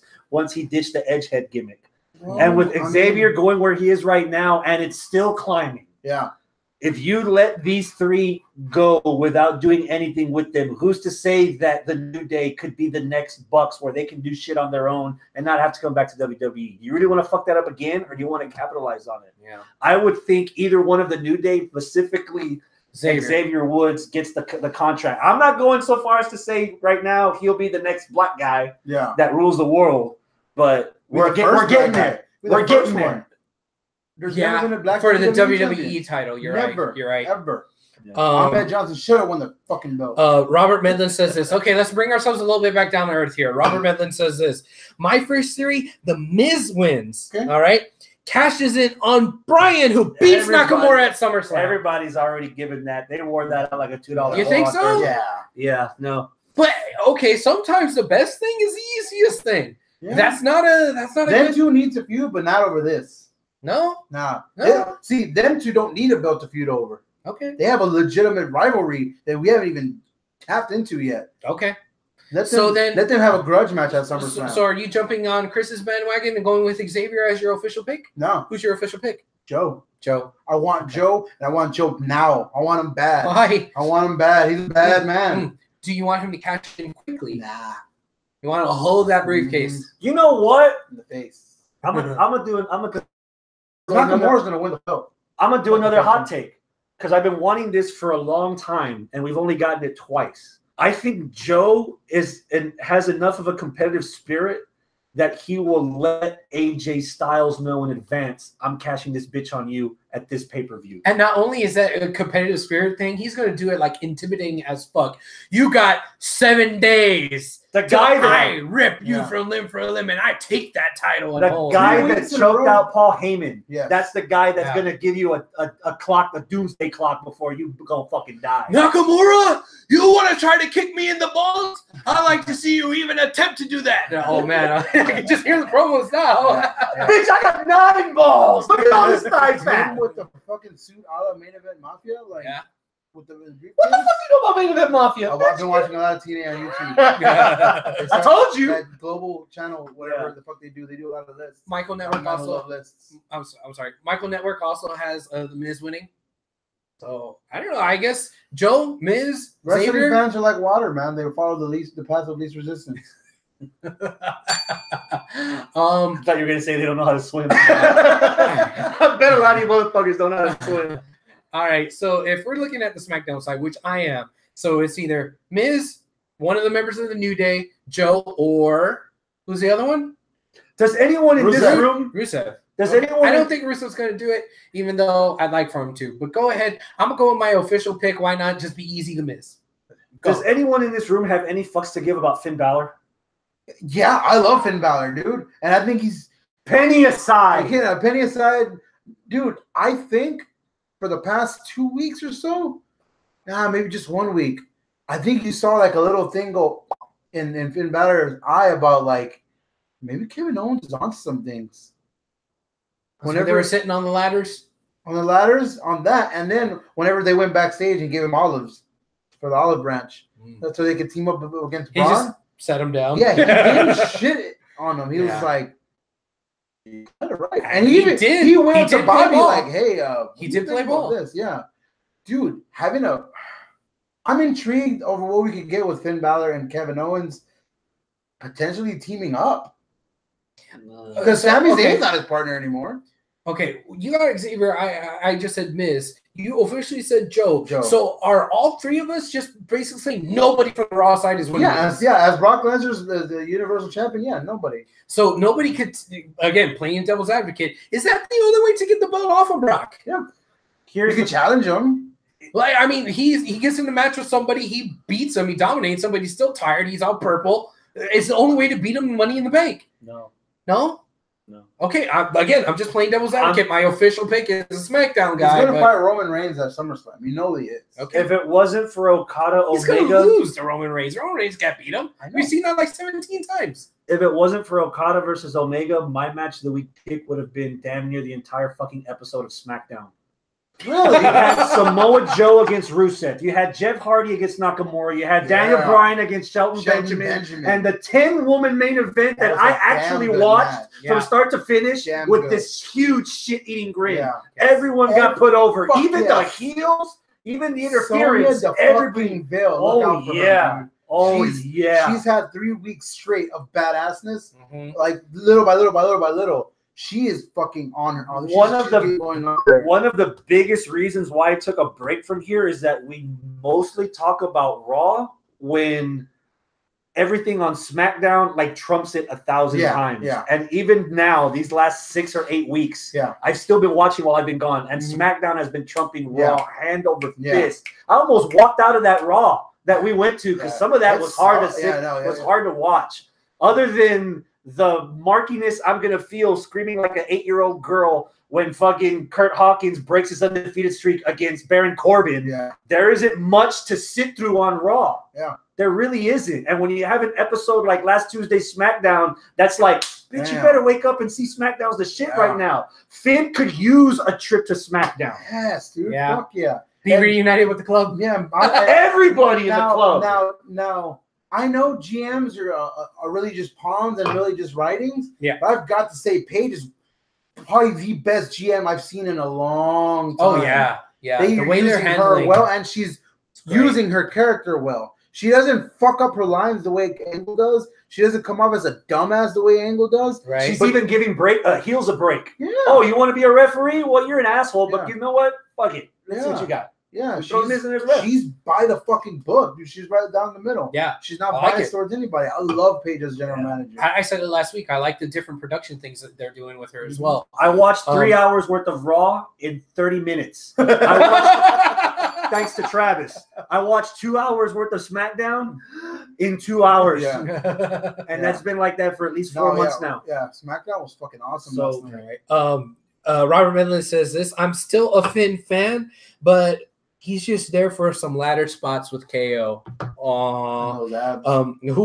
Elias says Finn is a dark horse, man. Yeah. Yeah, okay. Robert does agree. I love Paige as a GM. So we obviously know Brock's going to be nowhere near the zip code. Nowhere. We have Nakamura versus AJ round 4 for the title. Last man standing. Last man standing. Kind of disappointed already. I'm going to give it a 5. Boom, 5. Why? Because it's last man standing. I hate last man standing matches. Even though it's Nakamura and AJ and all of their matches have increasingly gotten better and better, I don't want to see this to be a ball off, a testicle Tuesday. I don't know, just like hitting each other in the nuts like it was fucking No Mercy. You know, just triangle. No, I don't want that. China low blows. Yeah, China low blows. No, I'm done with that. So I don't know, man. Maybe it's just for me the fucking stipulation. I don't know. My biggest disappointment so AJ's far running. Fuck it. Is that whenever New Japan has a match that everyone's talking about, something on the main roster does its best to shut people's mouths about it. And I was hoping that there would be a better stipulation than this to try to get us to forget about Okada Omega. If anything, this should have been something completely different than the Last Man Standing. This could have been an Iron Man match since there's no other male heavyweight title there. And you could have easily stolen the fucking show. Styles and Nakamura in an hour would have made you forget all about New Japan. 203 balls. But the problem is WWE thinks that Last Man Standing matches are fucking the end all be all. They're so brutal because they have to, like, no, they're not. Please, WWE, please believe me. They're not that good. I'm at a 0 for this title match. Son of a bitch. I'm already ready for what's next. What are you gonna do with Styles after this? What are you gonna do with Naka after this? Like, who keeps the title? Styles. Styles keeps the title? I think the Nakamura heel experiment's already failed. What about you, sir? I think you could be more wronger about that. Why does your pen work? But you know what AJ Styles Nakamura Last Man Standing match reminds me of? What? The 2008 Western Conference Finals. Oh, I remember that. That one team against the other team. Yeah. The Rockets have been breaking my heart since 1996. Mm-hmm. Every couple years they go on a run, and fuck yeah, this is the year. No. Okay. In 2008, fuck yeah. Oh, no. Okay. 2015, yeah, they oh, fuck. This year with fucking Harden and Chris Paul, and what was I saying all year? Nah. Nope. Not even going to try. I know how that story ends. I'm not even going to bite. Game 1, I fucking told y'all. Game 2, hey. Game 3, yeah, I told you 4. Oh, fuck. You had your hands on your dick by Game 6, didn't you? Game 6, I was like, let's fucking do it. Let's fucking go. Rockets, Red Nation, baby. Woo! Game 6 and 7, fuck you, Arnold. Fuck you for believing. Let's help him. Yeah. I was sitting in attendance with fucking 70,000 other fucking people, and next to a goddamn Ibushi, fucking watching Nakamura versus Styles. That's racist. He told me his name was Ibushi. Talking about all those Szechuan people. We were watching. I told my in-laws who bought me the tickets, hey, this match is gonna be the best match you've ever fucking seen. Watch. And after the match, I was like, I'm sorry. This never gets old. I was like, I'm sorry. I thought I was better. I thought we were gonna go longer. But why do you grab your dick when you say that? So because I was let down with that match, and I was like, you know what? Fuck it. Greatest Royal Rumble. They're gonna have it again, and it's gonna be tight. Wrong. I was like, you know what? Rubber match. Backlash. Woo, it's going down. They weren't gonna have that match at the fucking Con los Indios. No. We're gonna have that shit in America. We're gonna fucking blow the roof off. Make it great again. Yeah. What happens? Nothing. And then they had it on SmackDown, and Nakamura got a clean win. They had a match, a one-on-one match, to see what the stipulation was for this match was gonna be. I'm like, dumb. What? They gave it away. It was fun, but the premise is fucking dumb. Yeah. But what do we know? Nakamura can beat AJ Styles clean. That's what we know. And finally speak English. Yeah. That being said, sir, what's your anticipation level? When have you ever known me to listen to reason? I'm at a 10. I'm fucking at a 10. I'm at a goddamn 10. I cannot wait for this. Is Game 7. Best match. This is Rockets versus Warriors. Game 7. Third fucking quarter. Yes. You're like, yes, we're gonna do it, baby. Hallelujah. We're going to the finals. We're beating the shit out of the fucking the Rockets have a Cavaliers. 10-point lead. We got a 10-point lead. We're gonna stick it up their butt. Fuck you, LeBron. We're coming for you. We're gonna have to follow up on Arnold, because I can already imagine when this match lets him down, he's gonna cancel the rest of the pay-per-view. He's gonna be sitting in the garage listening to the new As I Lay Dying song, cutting himself to oblivion. Over and over. No one else to blame.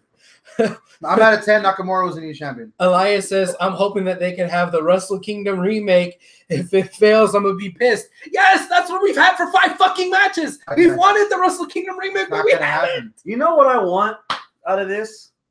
Because it's fitting they're having it where they're having it. Chicago. I want the Chicago fans to shit all over this. Wow. Because that, honestly, the way this feud has been booked, that's what they deserve. All right. Everybody woosah. Calm down. Daniel Bryan. No. Are we getting a cash in? We don't even know when the fucking matches are gonna be. I'm not worrying about cash ins. Is this match gonna be after the men's? I'm not thinking that far. I'm not. Do we want to? No. This is a talk show. Yeah, I know. But yeah. Okay. Let's just, for shits and giggles. If it's on after the match, if the title match is after the Money Bank, and a SmackDown guy wins it, no, because Joe's not cashing in. Oh, okay. If it's on and Joe wins, The only reason it's a yes is if AJ wins. AJ wins, Joe cashes. Yes. Okay. Or fucking The Miz, Mr. fucking. Because again, it's a last man standing match. Yeah, that means they can't answer it.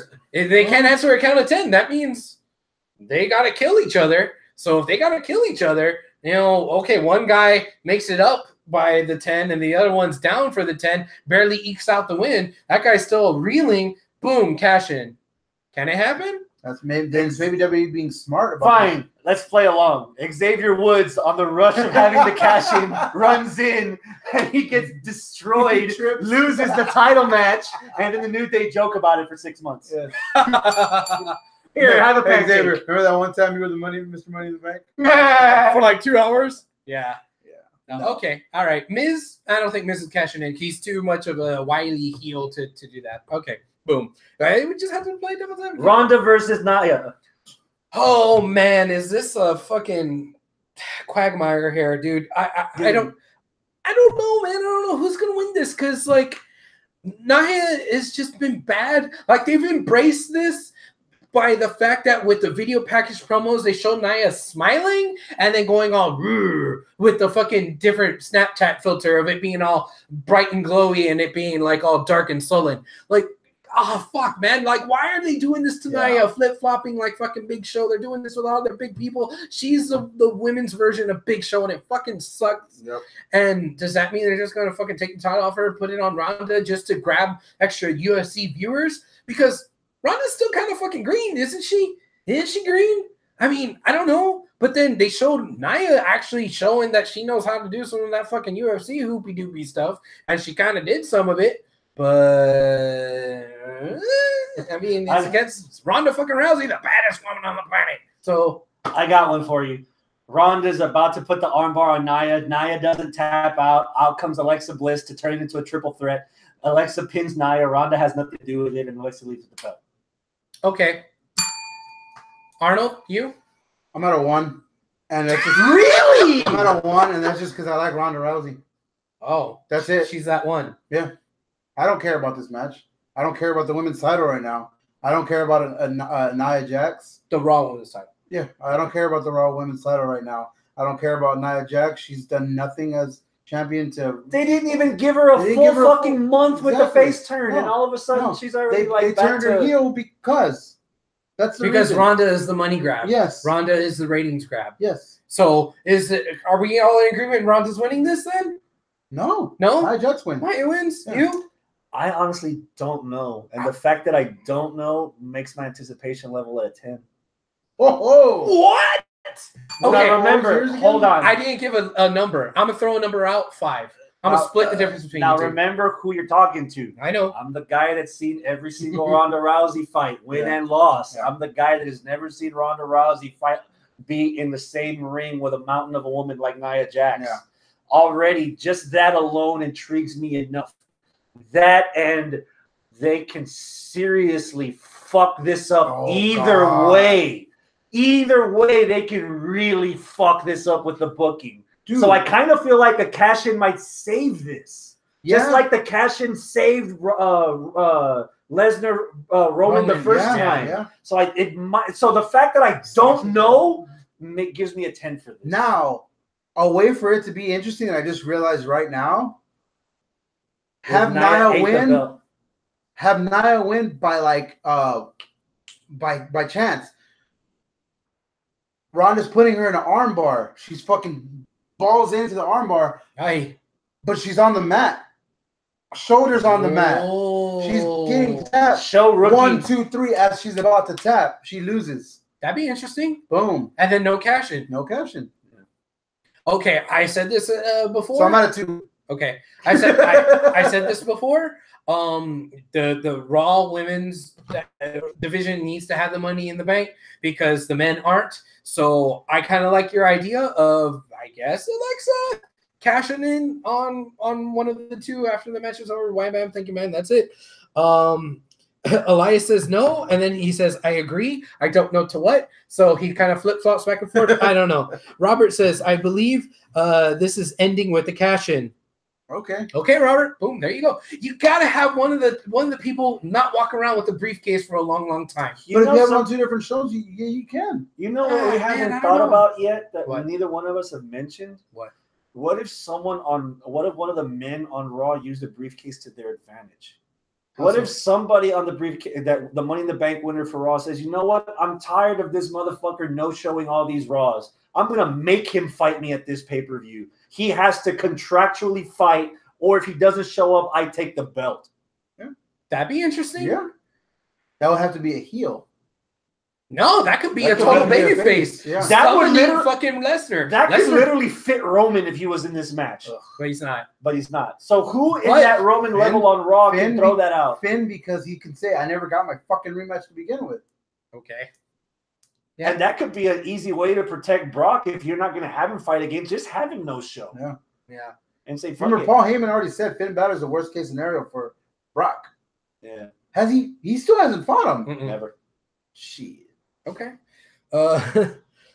Nia wins with help by Stephanie or Natty. Yeah, that's the other thing I was thinking of. Okay. That's the obvious. Natty pushing up so much that she's her friend. That's an obvious Natty heel turn. Okay. Also, Stephanie McMahon coming back and wrecking shop with her constable. Women's, is there the women's title match? SmackDown, Carmella against Asuka. As much as I like Asuka, I kind of want Carmella to keep it because I like Carmella as the champ. She's such a dick. I would go with a 7 anticipation level. 7. 7. Okay. Carmella wins clean. Now, we have to play the game. Even though we all said that a Raw woman is winning this, can we be wrong and it be a SmackDown woman winning the Money in the Bank and then a cash-in? On the SmackDown side. Have someone cash in on someone that won the belt by cashing it in the first place? That'd be funny. That'd be ironic. That would have to be, if it's a SmackDown, it would be like Lana. Yeah. It would be Carmella on Carmella. That's the same type of wrestler. Negamella. Yeah. Negamella? It's Liv Morgan. Liv Morgan's gonna shoved into the match somehow. Someone will get injured and Liv's in there. Yeah. I don't even think you tell the difference between Liv and Mella. Yeah, I know, right? No, you can tell the difference. Yeah, one's shorter. One has a blue fucking tongue. Which means she's dead. Oh. Whose Smurf is she eating out though? Has the tongue? Like, what the fuck? Speaking of Elias, Lana wins and cashes in unsuccessfully. Elias gives that a 6 as well. So yes. You know what? Elias Laredo's. Let's hit this real quick. Yes. Where does Asuka's career on SmackDown go if she loses clean to Carmella? Ooh, she just showed up from the NXT as being the most unstoppable of all the women. She gets submitted by Charlotte, and then she loses a tag match that she didn't get pinned in, but they're technically putting it down in the record book. They're bringing it home that she lost in a tag match in her first match on SmackDown. What if she does lose clean to Carmella? What do you do with an Asuka? A full-on heel turn. A full-on, like... Okay. Yeah. Because you see how good that's working with Nakamura, right? Full-on stable leading heel turn. Who needs a fucking stable leader? The rest of Absolution. The remnants of Absolution. Absolution.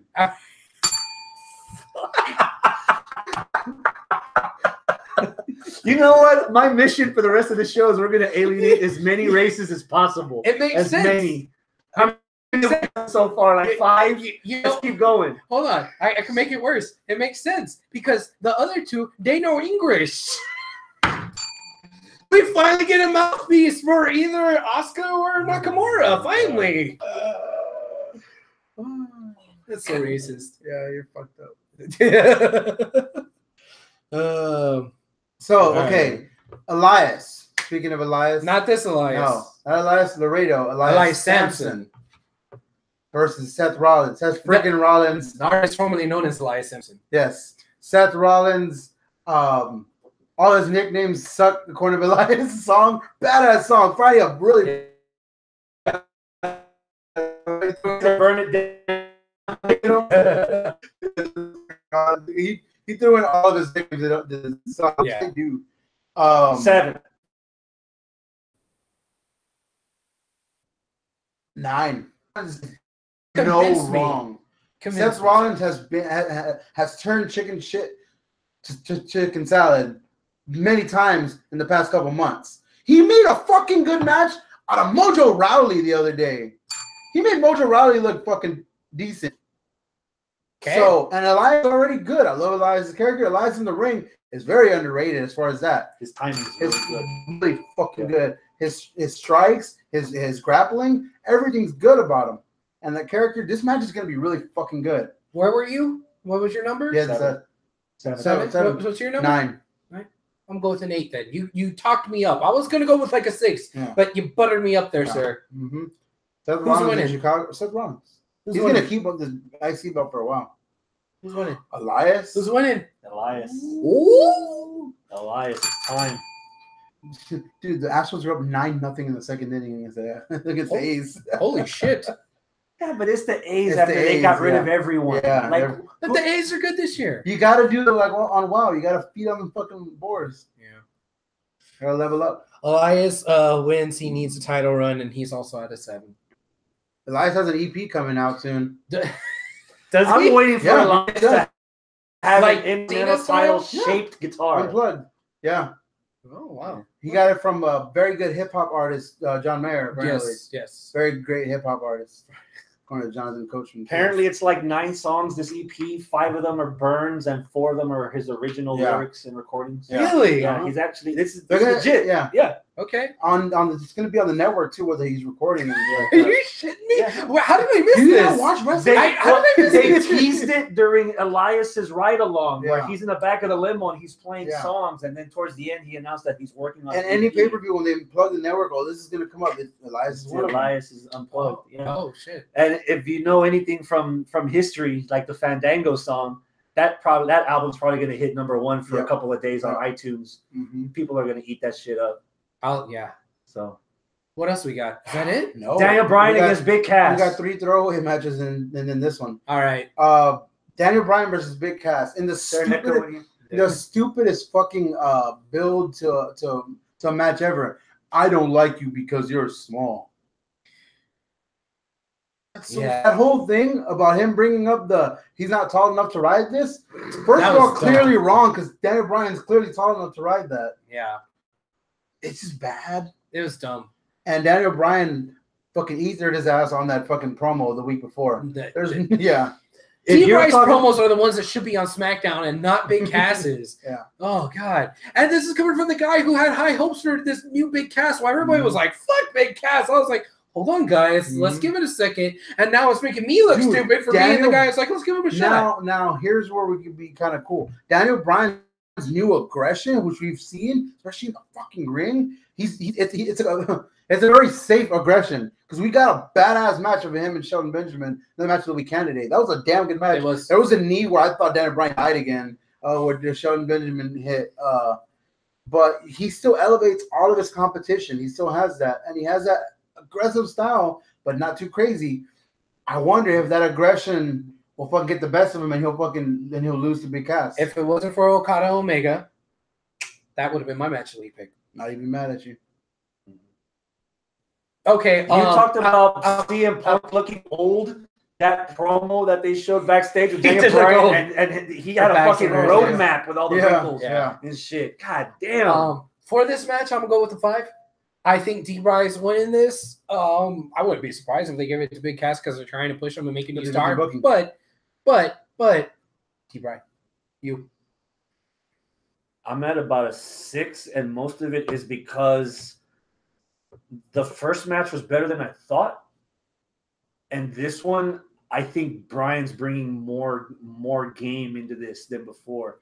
And I agree with Arnold. I think one mistake of his anger is going to be his downfall, where Big Cass is like a roll up with the tights. He's not going to hit him with a massive finish. He's going to do whatever it takes to leave with all of his balls inside his body. Mm-hmm. Because fuck, dude, some of the Daniel Bryan stuff, that it's weird. He's supposed to be a safer wrestler, knowing what he's been through, but he had Ring of Honor aggression in the couple of weeks of his matches. I've seen some shit that I haven't seen him do at all in the WWE. But if you go back, Ring of Honor against Samoa Joe, Nigel McGuinness, Kenta, he's pulling out some classics from then that people that haven't seen that stuff before would have no idea that's where it came from. D-Bry versus Nigel in the ROH Championship match when Nigel had torn bicep, but they were still out there doing stuff. You thought the gutsy performance was out of fucking Nigel going out there with the torn bicep? No, they both were fucking gutsy as much as one or the other, man. It was fucking crazy. Yeah. And I'm getting more, and it's oddly enough that I've made the comparison before, but like SmackDown's become the Ring of Honor brand, and right now Daniel Bryan is like reminding everyone why you can't sleep on guys like Joe, on guys like AJ, even on guys like Rusev, dude. When I think we had Bryan versus Rusev a couple of weeks ago, badass match. Fuck, that was fun to watch. Everyone versus Bryan, and what did we say when he first came back? Think of all the matches we're gonna have versus Daniel Bryan, and so far. All been good. Yeah. Even the big cast match. Even the big cast match. So okay, you said we had 3 throwaway matches. Yeah. That's How about Sami Zayn against Big Black?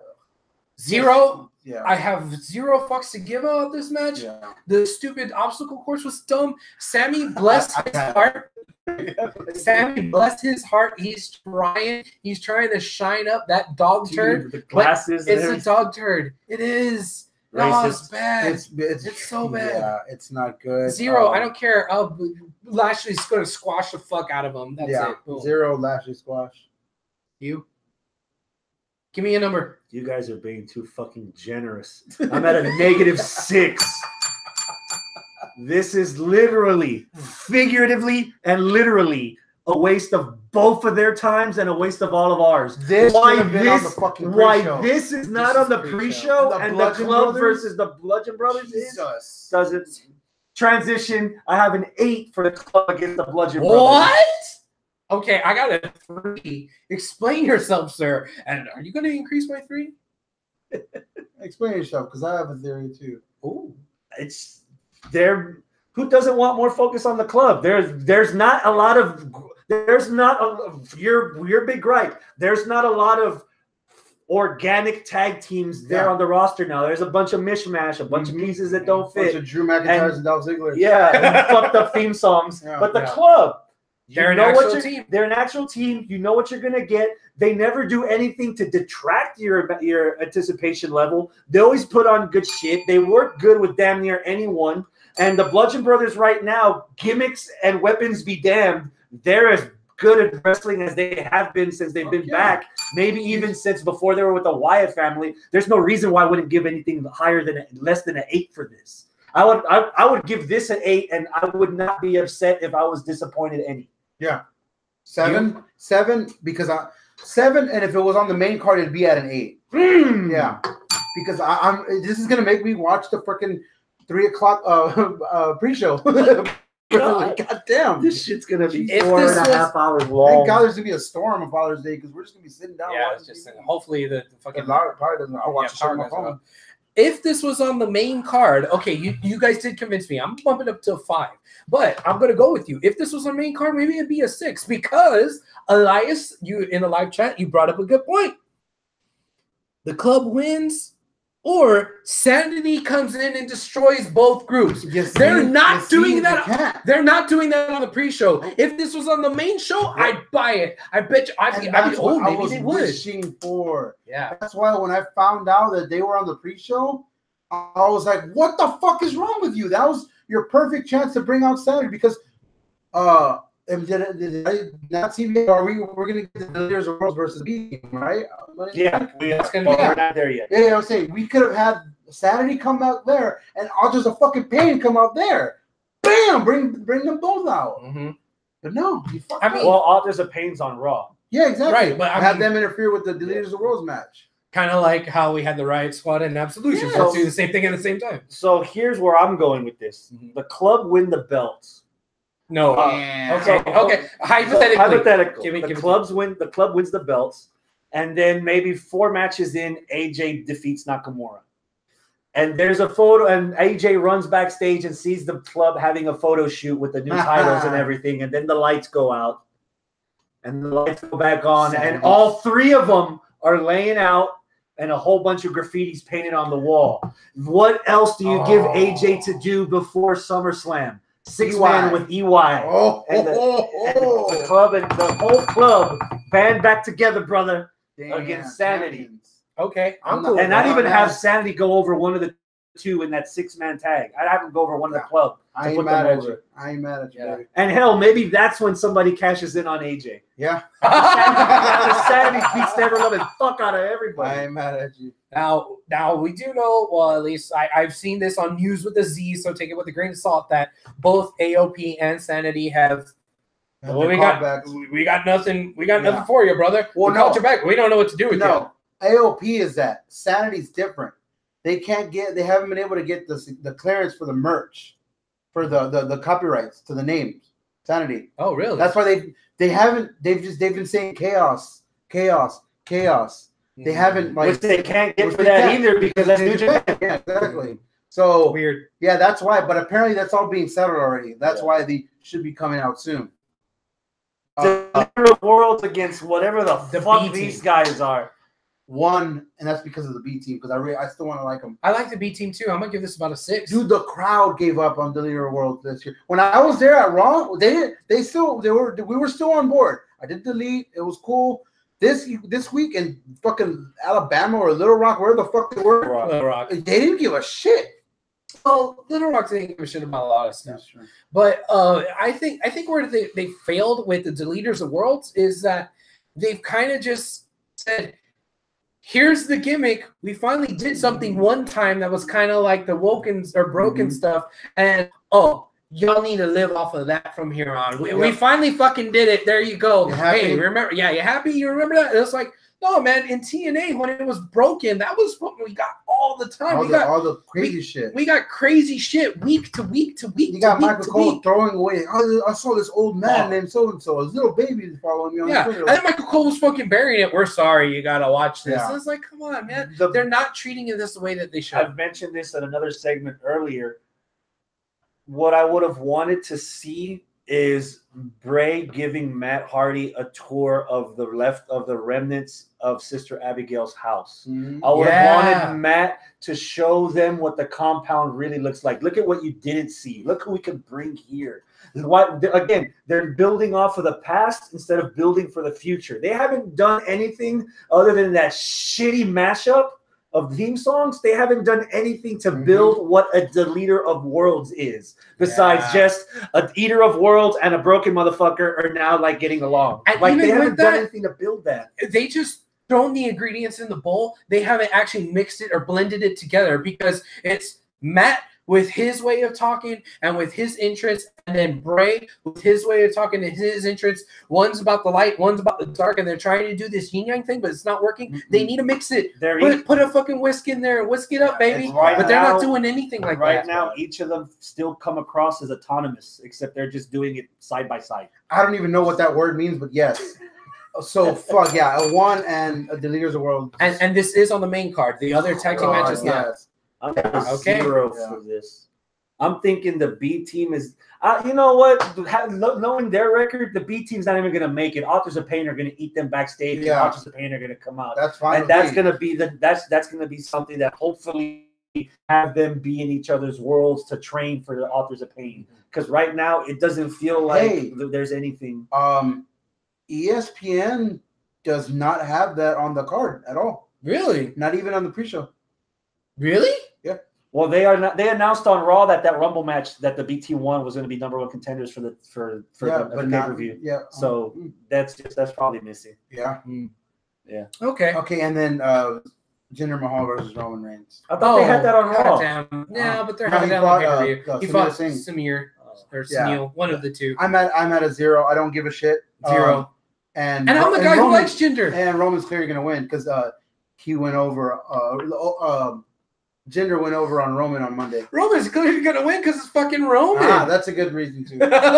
Again, both of you guys are being too fucking generous. A negative 10. Yeah. Negative 10 for this. You want to?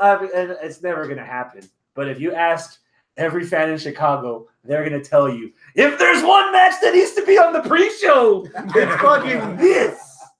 And there's one match that needs to be on nothing. Yeah. It's this. Yes.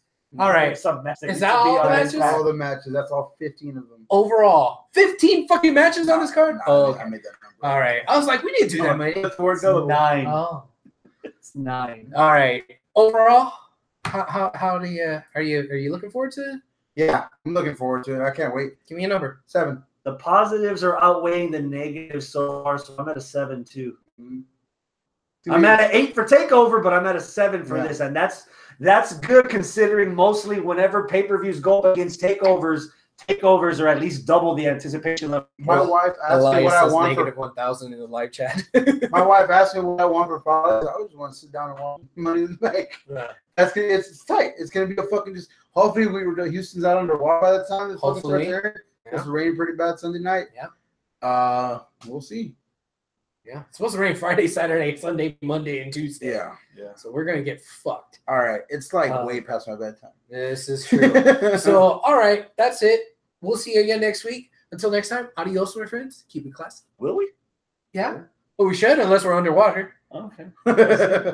Yeah, I just assumed that just because I'm in this chair tonight that I'm back full time. This guy. You're back, or we're gonna have a Raw Diva search for you. Yeah. Shit, I'm the guy that pulled out the fucking notes on a dead fucking phone. I think you guys are gonna be able to we're handle nothing it. without Chris. Oh, we're not doing it. Hey, one more time. You fucking fuck. Wow. All right. Thanks for everybody who came out to DZW this past weekend. All right. It was a good show.